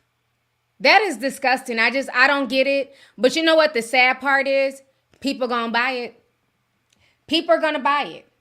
Remember when she first came out, everybody was like, she needs to be canceled. Why is she a thing? She's ratchet. And now this girl is literally on the billboard. Her tours are selling out. People are really rocking with her. She got some heavy hitters rocking with her in the industry. Lil Durk just jumped on the song with her. She's been opening for Drake. So unfortunately, people are going to buy this. You know, again, there's no more shame. Like, I've been saying this for years. The reason why stuff like this flies is because there's no more shame. Everybody wants to be PC and politically correct. You're not allowed to shame people. You're not allowed to call people out. Again, I'm here for her starting a lip gloss line if that's what she wants to do. But why use those names? And it's going to be young people buying this lip gloss. I'm sorry, but I don't want, if I had a teen daughter or a young child, a tween, I don't want my tween putting lip gloss on her lips called gonorrhea or sex on my period. I don't need, like, what in the world? I don't get this at all. Like these names are ratchet as hell. Why is this even a thing? I don't understand this. Why is this the thing, Sexxy Red? This makes no sense. Like, what happened to normal flavors like bubblegum, cherry, blueberry, grape? Like, and even if you want to like pick some, spicy names, maybe do something like St. Louis. You know what I'm saying? Red hair, glasses, bifocals. Just something funny that plays off of her. But I guess, honey, I'm not interested in putting nothing near my mouth called booty hole brown. Pass. Next. So that is what she has in store for the people. Now, I want to also hit on this last story before I go. I have been keeping up with this story. The baby from the Bronx.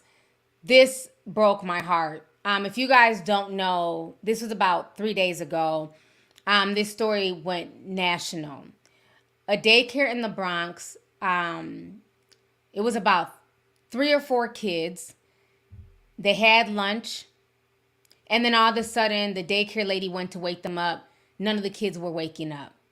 So I'm telling y'all the first story. She was scared. She called the police. The police came. They felt something wasn't right. They were seeing like drug paraphernalia. So they started giving the kids Narcan. One of the kids that survived was an 8-month-old baby. Then there were 2 other kids, 1 and 2. But a 1-year-old child that was rushed to the hospital, he never woke up. He ended up dying. And this baby, that's the little baby on the thumbnail. He is so adorable. And I feel so bad for the parents. The dad said this was his first week at that daycare. So now there's been an update to the story. The daycare lady was lying. She was basically using this daycare as a front for her drug operation. So we're going to go ahead and watch this here real quick. So let me go ahead and share my screen. This entire situation is just, it's sad.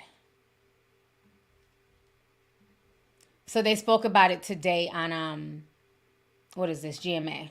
Fentanyl crisis nationwide and new details on the overdose death of a 1-year-old child at a New York daycare. Investigators now say a kilo of the deadly drug was stored on top of playmats there. Our senior investigative correspondent, Aaron Katursky, joins us now with more. Good morning, Aaron. Michael, good morning to you. The authorities say fentanyl is now the most urgent threat the nation faces. It's killing tens of thousands of Americans every year, including a 1-year-old here at this daycare. You can see the mementos left in his memory. And now the owner is accused of using the place as a stash house for drugs. This morning, the owner of Divino Nino Daycare is locked up on federal drug charges, accusing her of storing fentanyl on playmats children use to take naps. One of the most reckless things that a human can do, to endanger the life of a child like that. Inside the daycare, investigators say they found large quantities of fentanyl, along with machines and supplies to package it for sale. Was this daycare meant to hide a drug operation? So, Aaron, these drug traffickers, they don't care. They could care less about the people that they're putting in harm's way. And in this case, these babies were poisoned by the reckless, irresponsible behavior of drug traffickers. 4 children became ill after they were exposed, but the owner, Gray Mendez, allegedly called her husband twice before dialing 911. And while waiting for paramedics, prosecutors say her husband was seen carrying heavy shopping bags out a back alley. All of that happened while the children, the babies, were suffering from the effects of fentanyl poisoning and in desperate need of help. 1-year-old Nicholas Dominici died at the hospital. 3 others were revived with the overdose reversal drug Narcan. The DEA says the case demonstrates the danger fentanyl poses to the country. It's often now mixed into other drugs, but since it's odorless and tasteless, users may never know. Fentanyl-related deaths have increased every year in the last decade. As little as 2 milligrams can be lethal, and the DEA says it seized enough just last year to kill every American. This morning, Mendez and a co-defendant are being held without bail. She told police she knew nothing about fentanyl being stored here at her daycare. It had just passed inspection, but city daycare inspectors don't check for fentanyl. Why would they? Though the health department says now maybe they should. Robin? Absolutely, Aaron. Such a horrific story. All right, let me come back on the screen. I haven't seen the baby boy, the mom. I might have missed if she did an interview. I've only seen the father speaking out. And most of the time he's just breaking down crying. It's so sad. He speaks Spanish, so a lot of times they're translating for him, but he said that was his son's first week. This was a new daycare for them. So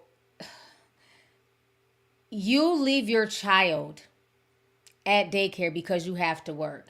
You know, if this was back in like the 50s, one of the parents would stay home with the kids. But the way, you know, in this day and age, nobody can stay home with the kids because daycare is so expensive, rent is expensive, groceries are expensive, parents have to work. So when we go to work, we are entrusting you with our children. And when you are a daycare owner, those kids, you're supposed to treat them like they were your own. I don't understand that. Would she be okay placing her daughter on a mat where fentanyl was or where fentanyl had fallen? Why would you allow your husband, the cousins, and whoever else to run a drug bin in your daycare? That is your livelihood. There's children's lives at risk. I mean, this is really scary. And then people saying, well, this is why you have to check and, you know, parents need to do their due diligence. Can we stop with the constant victim blaming? Like, can we just take a break from that? Because I don't care how much due diligence you do as a parent. This is not a natural situation. Nobody's going into a daycare and thinking, oh, she has a drug bin in the back. Or do you sell fentanyl out of here on your days off? Nobody goes into a daycare with that mentality. You're going in, you know, making sure the place looks clean, that there's toys, there's blankets, there's food, the kids look happy. Nobody's going in thinking about fentanyl. So let's stop blaming the parents. Let's stop saying that people need to do their due diligence. How about people need to stop being fucking criminals? When are we going to hold the criminals accountable? She, her husband, her cousin, they were 3 fucked up individuals. How about we start there and stop saying that the parents need to do more research? I don't care. I've had my kids in daycare their whole life. I don't care how much research you do, things can happen. You can get, what is that? Will you call your friends, resources, and you call people to get references. That only goes so far. So if you call 15 people and say, is this a good daycare? You know, did your child like it? Yeah, my child had a great time. My child, you know, comes home smiling every day. They treat my child like their own. That is how parents talk about daycare. That is how they cross-reference daycares. Parents aren't going in talking about, well, while you was there, were they smoking weed around the kids? Because that's not supposed to happen at a daycare.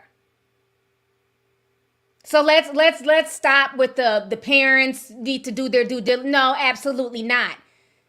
The daycares need to stop selling drugs out of a daycare. How about that? Let's not use daycares as drug fronts. How about that?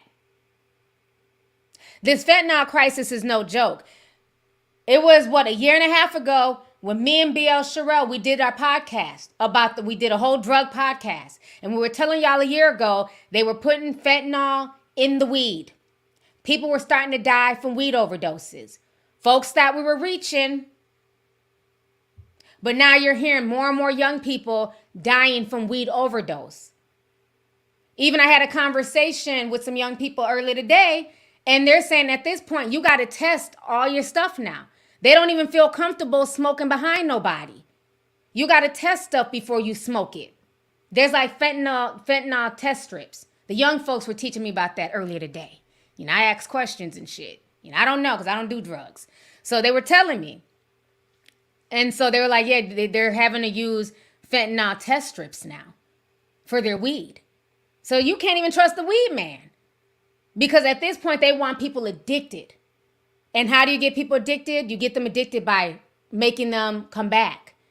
So if my weed is way fire and way more potent, you'll come back. But like a lot of adults have been telling me, because see, I have nothing to compare it to because I never smoked weed as a kid.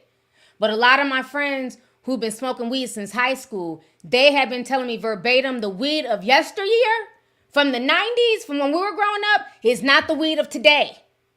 Yesterday's price is not today's price in weed terms. They are saying the weed nowadays is strong as hell. Even the edibles. Them edibles be looking all nice. They taste good. Oh, they be having you gone. I tried a cookie. It looked innocent enough. I was lost for an hour. Didn't even know how to get home. I just pulled over like, what the fuck? Like, what the hell? But I've never smoked weed though. But I have tried an edible. And it was just like, it had my mind gone for a whole 24 hours. It was just like, all I could do was just, by the time I got home, was just sit in my room and just lay down. So it's like a lot of this stuff is very strong. It looks innocent because, you know, weed is legal now in Minnesota. That's another thing that got me side-eyeing everything too, is that it's very funny that stuff is legal now. So, you know, there's legal places. So, you know, I'm thinking, okay, you're going to the legal spot, you know, it's legal. And I tried it, it had me gone. And I only it was like a little fourth, because they always say don't eat a whole cookie. I always want to take a little piece and see how, you know, it affects you. A little piece like this. I was like just out my mind for a whole day. I just sat in my room. Just laid down. And then it finally eventually wore off. So it's like, you know, it's just very, it's a lot. It's a lot. And everybody keeps saying these strains are way stronger. So I learned my lesson, child. I'm good. I'm gonna stay with my prescriptions from my doctor. Cause the edible shit, it really was messing with my brain. Like, it was just like, oh my gosh, it was just, everything was just so, you know? It's like, whoa, what the hell? But again, I don't get high like that. So it's like, for me, it was just very, very weird. I don't like feeling like I can't control my brain. But yeah, it's legal now in Minnesota. And now they're saying it's so bad with people smoking in public. They're trying to make an ordinance in St. Paul where they're saying you can't smoke like in downtown St. Paul. You can't smoke near the businesses. Because people now, they just be smoking everywhere out in the open. So like Minnesota's starting to look like Cali. It's like all these weed shops popping up everywhere, you know? So again, young people, I'm going to just say this. Please check your weed. Because I talked to some 20-something-year-olds earlier today. And they were saying that, yes, you need to tell your audience the same thing BL Sherrod was saying a year ago. Y'all need to really check your weed, especially if you're getting it from the weed man and you're not going to the dispensaries, because the weed man, not all, but some of them have been cutting their weed with fentanyl. And you want to make sure that that last puff is not literally your last puff, okay? It's one thing if y'all want to get high, but you want to wake up, okay? So it's very scary. It's very, very scary, man. I just feel so bad. They said it's the same thing. And is weed legal in NYC? People are saying it's bad. Oh, yeah, I think it is. It's legal in NYC. Y'all got legalized like 2 years ago. So they just be out there smoking, huh? I remember in Cali, the people upstairs used to smoke weed. That's how I had to start getting used to weed, was when I lived in Cali. Because it would just blow down into my apartment. And I'd complain like, hey, my apartment smells like weed. I don't smoke weed. I don't like, you know, I like anybody who's been in my house, y'all know my house smells immaculate. I always have diffusers going, you know what I'm saying, smell goods, Glade plugins. I like my house to smell good. And so it's like all this weed would be coming from the vent. And I would complain, hey, they got my damn apartment smell like weed. And they would just laugh, oh, you're in Cali. You're not in Minnesota. It's legal here. I'm like, so they can just keep smoking like a chimney 24/7 to the point where I'm waking up with a damn buzz and shit. Like, there's nothing we can do. I used to hate that. They would just be coming through the vents and stuff. So, child. So not the rest of the country looking like LA. So yeah, but I feel really bad. Like, this story was just super, super, like, just seeing that little boy in his little outfit. He was just so adorable. And, you know, when you're a parent, especially a young parent, you're nervous enough leaving your kids. You know what I'm saying? With anybody, especially somebody who's not family. I remember the first time I had to drop my oldest off at daycare, I cried because he had been with me like every day for like 4 months, you know? So now I had to put him in daycare because I had to go back to school, you know, I had to go to work and stuff like that. And it's so hard to. So when you're leaving your child with a daycare, you're entrusting them with your child's life. So this woman and her cohorts, send their asses to jail. There's no excuse for this. And there's nothing the parents could have done to prevent this. And oh gosh, it's just horrible. And you know, the thing that's even more crazy, I was telling y'all this in the last Zoom meeting. If y'all don't know, a lot of kids are going to be kicked out of daycare. Daycare assistance is coming to an end in a lot of places around the country. There will be no more daycare assistance because the government is running out of money. So right now, a lot of people do not know what they're going to do with their child. They still have to pay bills. They still have to go to work. So it's getting real out here. When I say winter is coming, winter is coming. And daycare assistance is a blessing because daycare is so expensive. Daycare is just as much as somebody's mortgage. You know, you're having to pay between $500, sometimes $1,000 a week. It's a lot. So it's like daycare assistance is coming to an end for y'all who don't know this. It's coming to an end for a lot of people. So right now, a lot of people are scrambling to figure out what they're going to do because they cannot afford the price of daycare. The assistance is coming to an end. So now you're going to have a lot of kids being entrusted with people who may not be good people to entrust them with. And that's the part that's scary. Ain't nothing scarier than not having a reliable babysitter and you have to be at work. And you have to pray and pray that this person that you're leaving your child with, because you may not have family in the area, is not going to touch your child, harm your child. You calling on your lunch breaks. Let me talk to my child. Let me hear my child cooing and you know, gaga gooing in the background. It ain't easy having young kids. So, yeah, winter's coming, y'all. I'm just saying, be prepared. It's a lot of stuff going on. A lot of things going on right now. America is running out of money. Resources are dwindling. All these strikes are happening. They're saying that the nurses are about to go back on strike. I believe in New York again or somewhere on the East Coast. I saw that yesterday. They're getting ready to strike again, which is scary because, again, C-19 is creeping back. You have a lot of truckers. We had Yellow Truck. They went out of business. Remember our good sis from Boston. Why?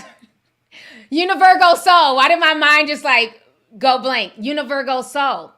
She said when she went to the store the other day, there's not a lot of stuff on the shelf. A lot of things were missing from their local Walmart. And I've been noticing that too. The shelves are becoming more and more depleted. Well, right now they're having issues at the Panama Canal. Lots of droughts. There's not enough water to, you know, allow the boats to go in safely. So right now the Panama Canal has been shut down for a few days while they're trying to get things figured out. That is transportation. That is things that are getting transported globally. So you're going to see even more stuff emptying, more shelves emptying, because we have truckers, we have trucks that are going out of commission. Remember the hustle in 2020? Everybody was buying trucks in 2020. You too can be a truck driver. And now people are finding out they can't sustain the monthly truck payments. The fuel is getting higher. So it's a lot going on right now. It is a whole lot going on. Yeah, the trucking businesses have slowed down a lot. Yep, Ever Given all over again. So it's a lot going on. And so I just try to keep my ear to the streets concerning all the global news, you know, not just stuff that's affecting us here in the States, but, you know, globally. So that's something that's going on that's really big right now in transportation. is these canals. And these canals have not been fixed, updated, you know, in hundreds of years. Thousands of people died building the Panama Canal. Thousands of people. So if they ever have to like really take it apart or really fix it, who's going to do the job? This generation stuck on the internet. They're not trying to go down and build anything in the canal. Like thousands, like I want to say like 25,000 people. It was like a 40-year process to build it. And so all of this infrastructure globally, not just here in America, has been crumbling. And so they're trying to figure out, you know, how can we keep all this stuff going? Who knows? At this point, who knows? Just pray. Keep yourself in prayer. Pray over yourself. It's a lot going down. Let's see. Somebody said 30,000 people died building the Panama Canal. Thank you. I knew it was close to 30. I said 25,000. Yes. Thousands of people. So can you imagine in this generation, a bunch of folks going to rebuild and restructure that canal?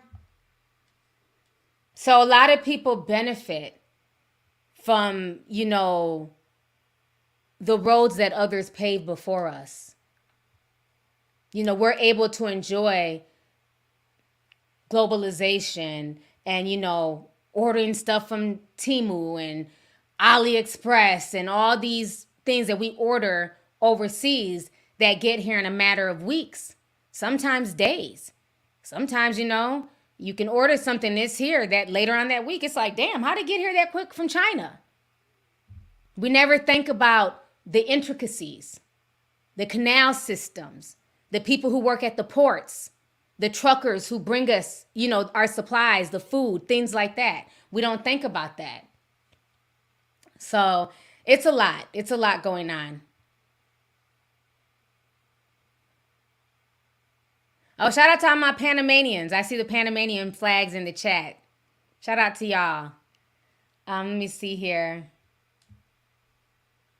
Let me read some of these super chats before I go.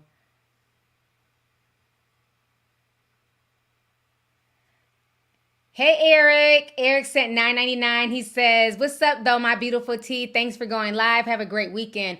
Thank you so much, and you have a great weekend yourself. Thank you for stopping through, love.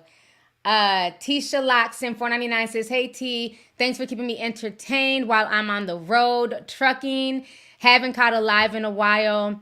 I finally did on my break. Keep bringing the truth forward. You are so welcome. And thank you. Thank you to all my truckers. Thank y'all for what y'all do. I had talked to Agent Matt not too long ago. So shout out to him as well. So he's still on the road. People been asking where he been at. He's been on the road delivering products for y'all and me. So that's where he's at. He's out here trucking. So shout out to all my truckers out there, because if it was not for y'all, even the railroad system, can we give a shout out to the people who run the trains? People don't understand how much stuff gets moved by these trains as well. So, yeah. Let's see here. Hamilton sent 5 says, the baby was at a boxing ring with her and Floyd Mayweather in blue. She done had this baby everywhere. That's crazy. I didn't know he was at the boxing ring. Thank you for that, T. I didn't even know that. Let's see here. My screen just refreshed. Ashley sent 5 says, I'm laid up with my 2-week-old baby girl, first child. I haven't gone anywhere but doctor's appointments. Nobody's going to see me again until January. I don't blame you. You know, and it's like I said, it's okay to leave the house. You know, sometimes you need a break from the baby as well, but the baby doesn't necessarily have to leave the house. You know, leave the baby with a grandparent or the father, you know, so that way you can get a little break yourself and get a breather. But yeah, I don't think I went anywhere either like the first month. I was just basically in the house except for doctor's appointments. We didn't go anywhere. I just enjoyed the baby, you know. Let's see here. Just Nikki doing Nikki things sent $2 says, maybe I missed it. What was his mother saying?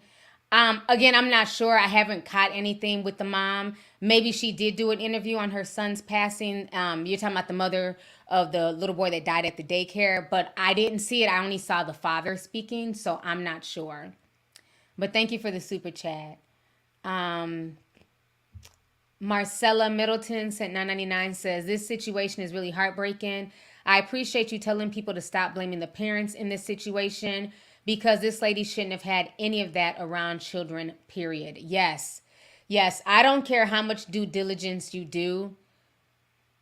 Sometimes things just happen, unfortunately. So to try and shame the parents and say, well, I wouldn't have, only my grandma watched my baby. Well, consider that a blessing. If you have family to watch your baby, consider that a blessing.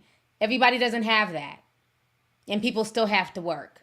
So that is why they invented daycare centers. So if you have family members, just consider yourself blessed. Everyone doesn't have that. So I'm always going to hold them accountable for that. LB said 1999 says, people blame others because they don't want to believe it could happen to them. That's a really good point. I agree. I definitely agree. Thank you for the super chat. TJ says daycares are looking for community help, especially for Spanish speakers. I need my people to start holding folks accountable. Unfortunately, drug selling around children in the Bronx is not uncommon. Wow. That's sad. It's one thing if you're selling weed or something, but even the weed now, like I said, they're adding fentanyl to it, but I don't understand why you would want to sell drugs in the same vicinity as your child. It's no different than people who are cooking meth with their children. It's like, why are you cooking meth in your home and your children are upstairs? Your home could literally blow up. It's insane. Caramelized Sugar Senpai says, hey T, I'm from NYC. And even the fake weed dispensaries sell weed with Fenty in it. What? It also they let their kids come and buy cannons and chips. It's weird. So the fake weed dispensaries sell weed with fentanyl. So you got to really test your weed now at this point. That's scary. S World Sin 499 says, Sexxy Red says Sexxed Out Red. Always doing something. This has been a hard stream today. But as always, I'm glad to hear you speak. Blessings and love. Thank you so much. I appreciate you. Thank you. Genset 5 says the Haitian Canal will be built no matter what. One black race under God. We had to stand together. I didn't know they were building a Haitian Canal. I didn't hear about that. Well, hopefully it gets built. I didn't know they were building one. So good luck. That'd be nice. Royce Reeds, San 499 says the insurance companies ain't covering the new C19 booster. On Inside Edition, they reported that CVS tried to charge a man $190. Wow. That's crazy. Dark Princess at 5 says, what do you think about Nikki's husband, Mr. Petty? Marquis says, T talk about Kenneth Petty going to jail. I don't think he's going to jail. I thought he was on house arrest. Is he going to jail now? I know earlier, let me see if she updated. Earlier, Madia had posted that his probation officer was contacted because she hasn't given me any updates yet. Is he going to jail? Let me share my screen real quick. What are the updates on Kenneth Petty? Okay. So they're saying here on Wednesday, the Central District of California court ordered Kenneth to strap on a home monitoring device and serve 120 days of house arrest for threatening Offset via social media on September 16th. The 45-year-old Queens native's public threats, which include you gonna be planning your funeral, P-word, violated the terms of his probation, stemming from failing to register as a sex offender in the state of California in 2020. Petty, who was joined in the viral video by a group of men, previously served a combination of 11 years in prison for R-ing a 16-year-old girl in 1995 and shooting a man to death in 2002. We gonna get you, N-word. We know where you at. What's up? Let's go talk. Let's talk. P-word, A-word, N-word. I'm trying to watch my words. The so-called music industry professional taunted outside of a Manhattan hotel. So, yeah, I don't feel bad for him. Again, what do I always tell people? When you have things to lose, let me come back on the screen. Y'all, this might as well be my motto now. When you have things to lose, you move accordingly. Okay? This man is on probation. This man has a criminal record. So the last thing you should be doing is jumping on camera in front of the whole world, sending threats. So if they have confined him to 120 days of house arrest, so be it. He's lucky that he wasn't violated and sent back to prison, because that technically could be a violation of the terms of his parole. I think they're only letting him do house arrest because he's Nikki's husband. And somebody has to babysit. Because I think if this was anybody else, this is a violation of parole. So no, I feel no ways. I feel no ways. Again, use common sense. Just like the homeboy, his friend who was doing all that talking and growling and everything else. Then the next day, he switched up his whole tune. But I think he switched up his tune because, like I said, them real goons and queens got at him. So now it's, peace, peace, peace. Peace be unto you. Asamalala. It's all this extra peaceful shit. The energy didn't match the day before. So it's going to be interesting to see what comes of this. It's not a good look. It's not a good look at all.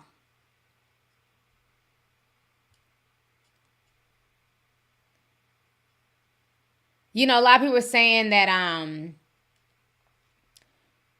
Offset snitched on him and it's Offset's fault. But my thing is, they don't need to snitch. He recorded himself. It's not like he sent the video privately to Offset and then Offset took to social media and reposted it. He jumped on the camera and he issued threats and he uploaded this. Well, not even upload, he was live, knowing that people were going to be screen recording this. So he put himself in that situation. I don't see how is Offset snitching on him? He self-incriminated himself. I feel no ways. Yeah, they got him at on house arrest now. I know earlier, Barty Gang and the Barbs, they were beefing online. Yeah, look at the trending topics. All day it's been Offset, off cheat, surviving the petties. Let me share my tab. They're still trending. Surviving the petties, petty files is trending. That's crazy. What they saying in here? Not the petty files. Y'all get on my nerves. Yeah. They have been going back and forth, these two fandoms, all day. The audacity for Nicki Minaj to fucking say protect black women sometimes, but will literally bully a woman for accusing Penny of the R word is crazy. Lock her up too. Ooh, wee. What is this? Oh, Nick, honey, the comments. Nikki is the problem. I don't give a F what y'all say. Don't try and at me. Oh, this must be the shade room. She keeps deflecting, but we got the tea. Wasn't she bullying Megan, another black woman? Sympathy and payola. Child, they are going in, honey.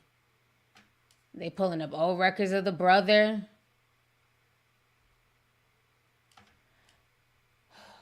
Social media.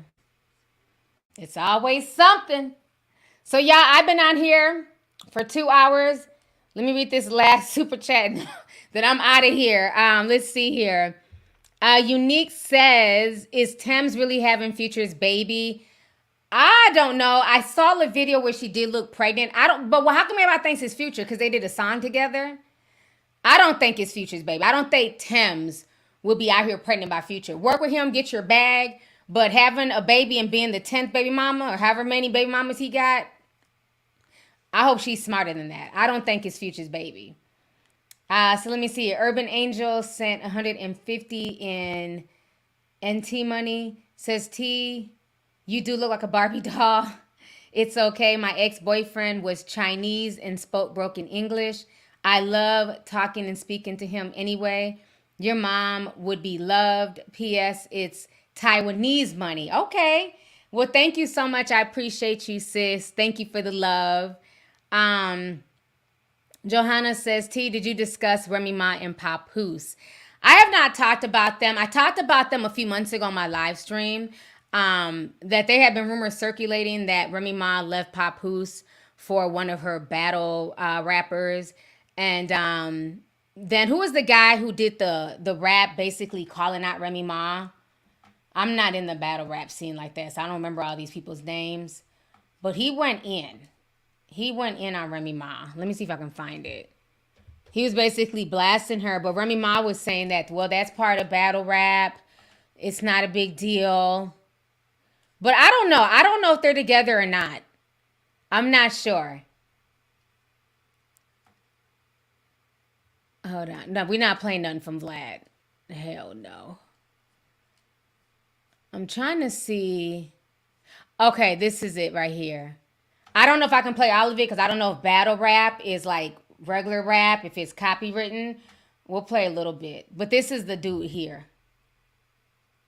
By you by your biggest accomplishment, front row giving Geechee Gotti. Now y'all got a beautiful baby girl who oh so amazing. He be damned if he lose you to this bozo with braces. Nigga, hey, the world ain't never supposed to know what you and me going through. Hey, the world ain't never supposed to know what you and me going through. But this nigga behind closed doors running his mouth like a hoe supposed to do. Got niggas making blogs and YouTubes. People arguing in the comments if those posts is true. Cause them TMZ and Shade Room outlets, they only know you. Listen, hey, they only know you.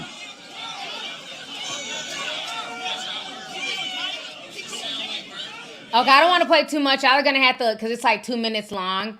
So for y'all who don't know, y'all can just look it up and go listen to it.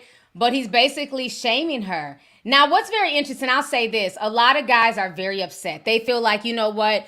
Papoose went to prison every day, Remy, to visit you. He loves you. You had a baby with him. How dare you be creeping with this battle rapper? So a lot of guys are dragging Remy Ma. They're not here for this, you know, Papoose and Remy Ma breakup. But again, it is what it is.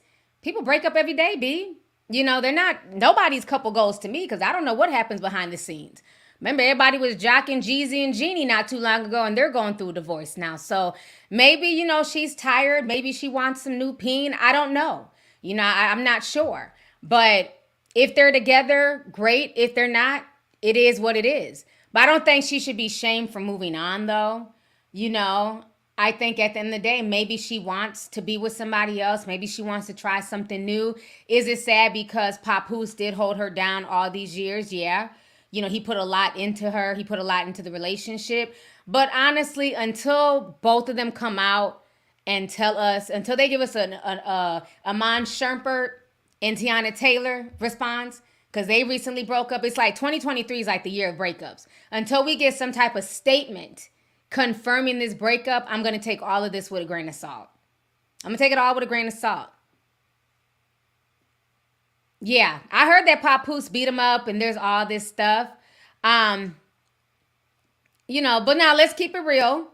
If the shoe was on the other foot, I mean, I get why the guys are mad. I get why the guys are mad because if the shoe was on the other foot, if, you know, Papoose was caught cheating on Remy, oh, he'd be dragged up and down Shea Butter Twitter. So I get it.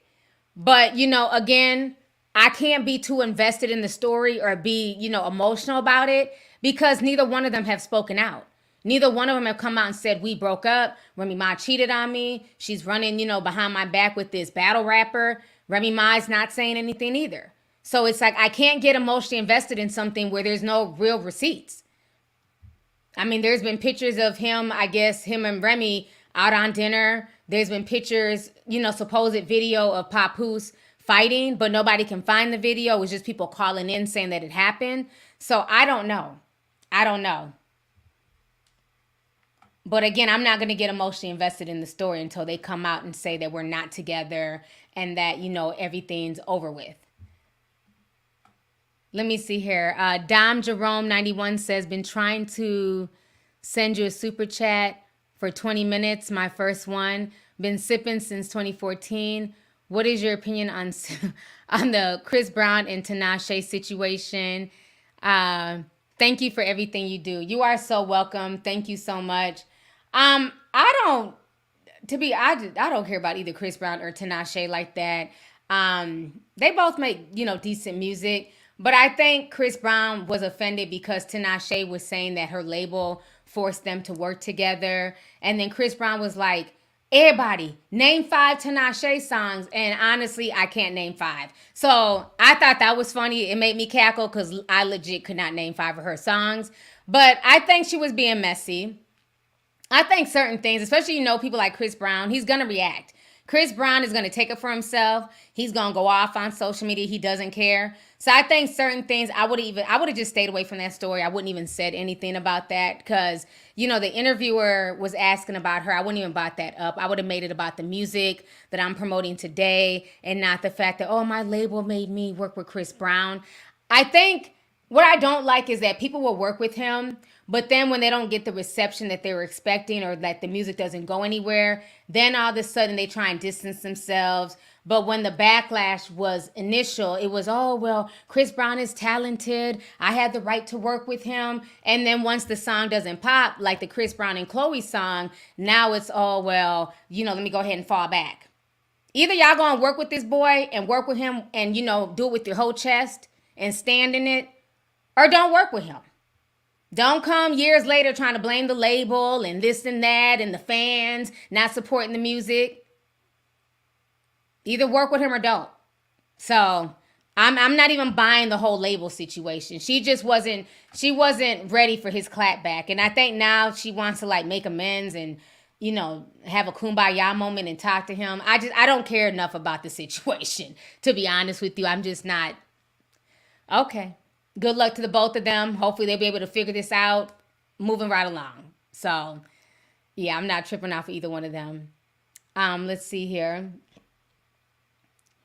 Naja Star sent 99 says, as always, you look beautiful. I appreciate your platform. Thank you so much. I appreciate you. Thank you for tuning in.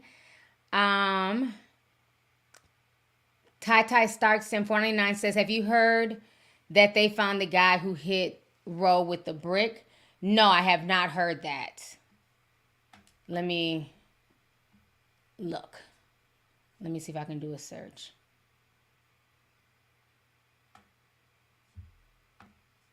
Do you have a link? Can somebody post the link?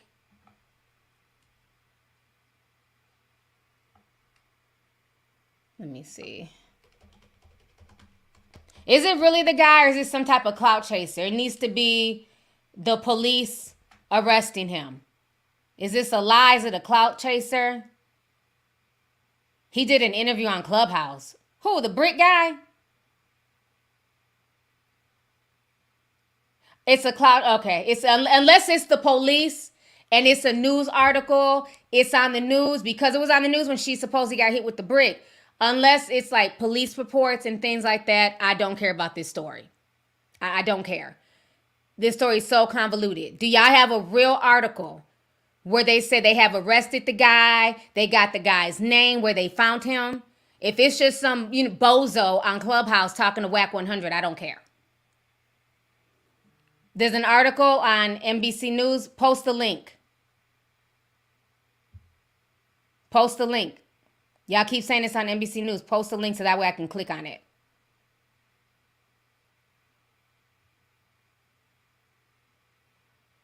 Y'all keep writing the NBC article. Post the direct link.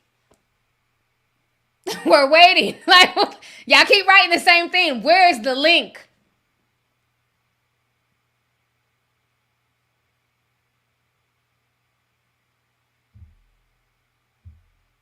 Okay, moving on. Unless y'all can provide me with a direct link, I am moving on from Brickgate.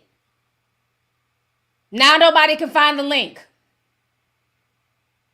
Okay, moving on. Now nobody has the link. It's on NBC. Click the link. It's on NBC. Where's the link? We're asking for the link. We're waiting. Y'all ain't got the damn link. Sit down. All right, next. Let's see here. Faye says, hey, T, I've been sub for 11 years now. I love you. My first video I watched was the 15 kids with the baby daddies. You are still hilarious. Always making my day brighter when you post. More true crime, please. Thank you so much. I appreciate you. Thank you for coming through, sis. I'm glad you've been here. You're definitely an OG. If you remember the lady with 15 kids and somebody got to pay for all these kids, yeah, that still lives in my head rent free. So thank you. And yes, I am going to be working on a new true crime. So I am going to be working on that.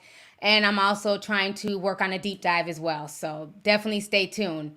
Let's see here. Baby girl says Sansa and Joe Jonas are divorcing. Oh, yeah, I heard about that. Me and Emily were talking about that. You know, we're Game of Thrones fans. So, yeah, that was unfortunate. But, you know, good luck to them and their family. So, on that note, you guys, y'all got me on here for 2 hours and 14 minutes. I was supposed to be out of here a while ago. But this has been a wonderful stream. Thank you guys for just checking in. I know we got over 9,000 people in the house. Shout out to y'all. Please hit the like button if you guys enjoyed this stream. If I broke down the Mobad situation to you all and you guys appreciate it, please hit the like button. It's free. To everybody who sent the super chat, thank you guys. I appreciate y'all. Everybody enjoy the rest of your day, and I'll be back with more content. I've been keeping the content flowing. I've been keeping it going, and I'll keep you guys posted as more information comes too. So hopefully, you know, the police are going to take it seriously and actually hold the people accountable, you know, for Mobad's life. So we just got to stay on top of their necks. So thank you guys so much. Everybody enjoy the rest of y'all's day. Have a good weekend, and I'll talk to y'all later. Bye.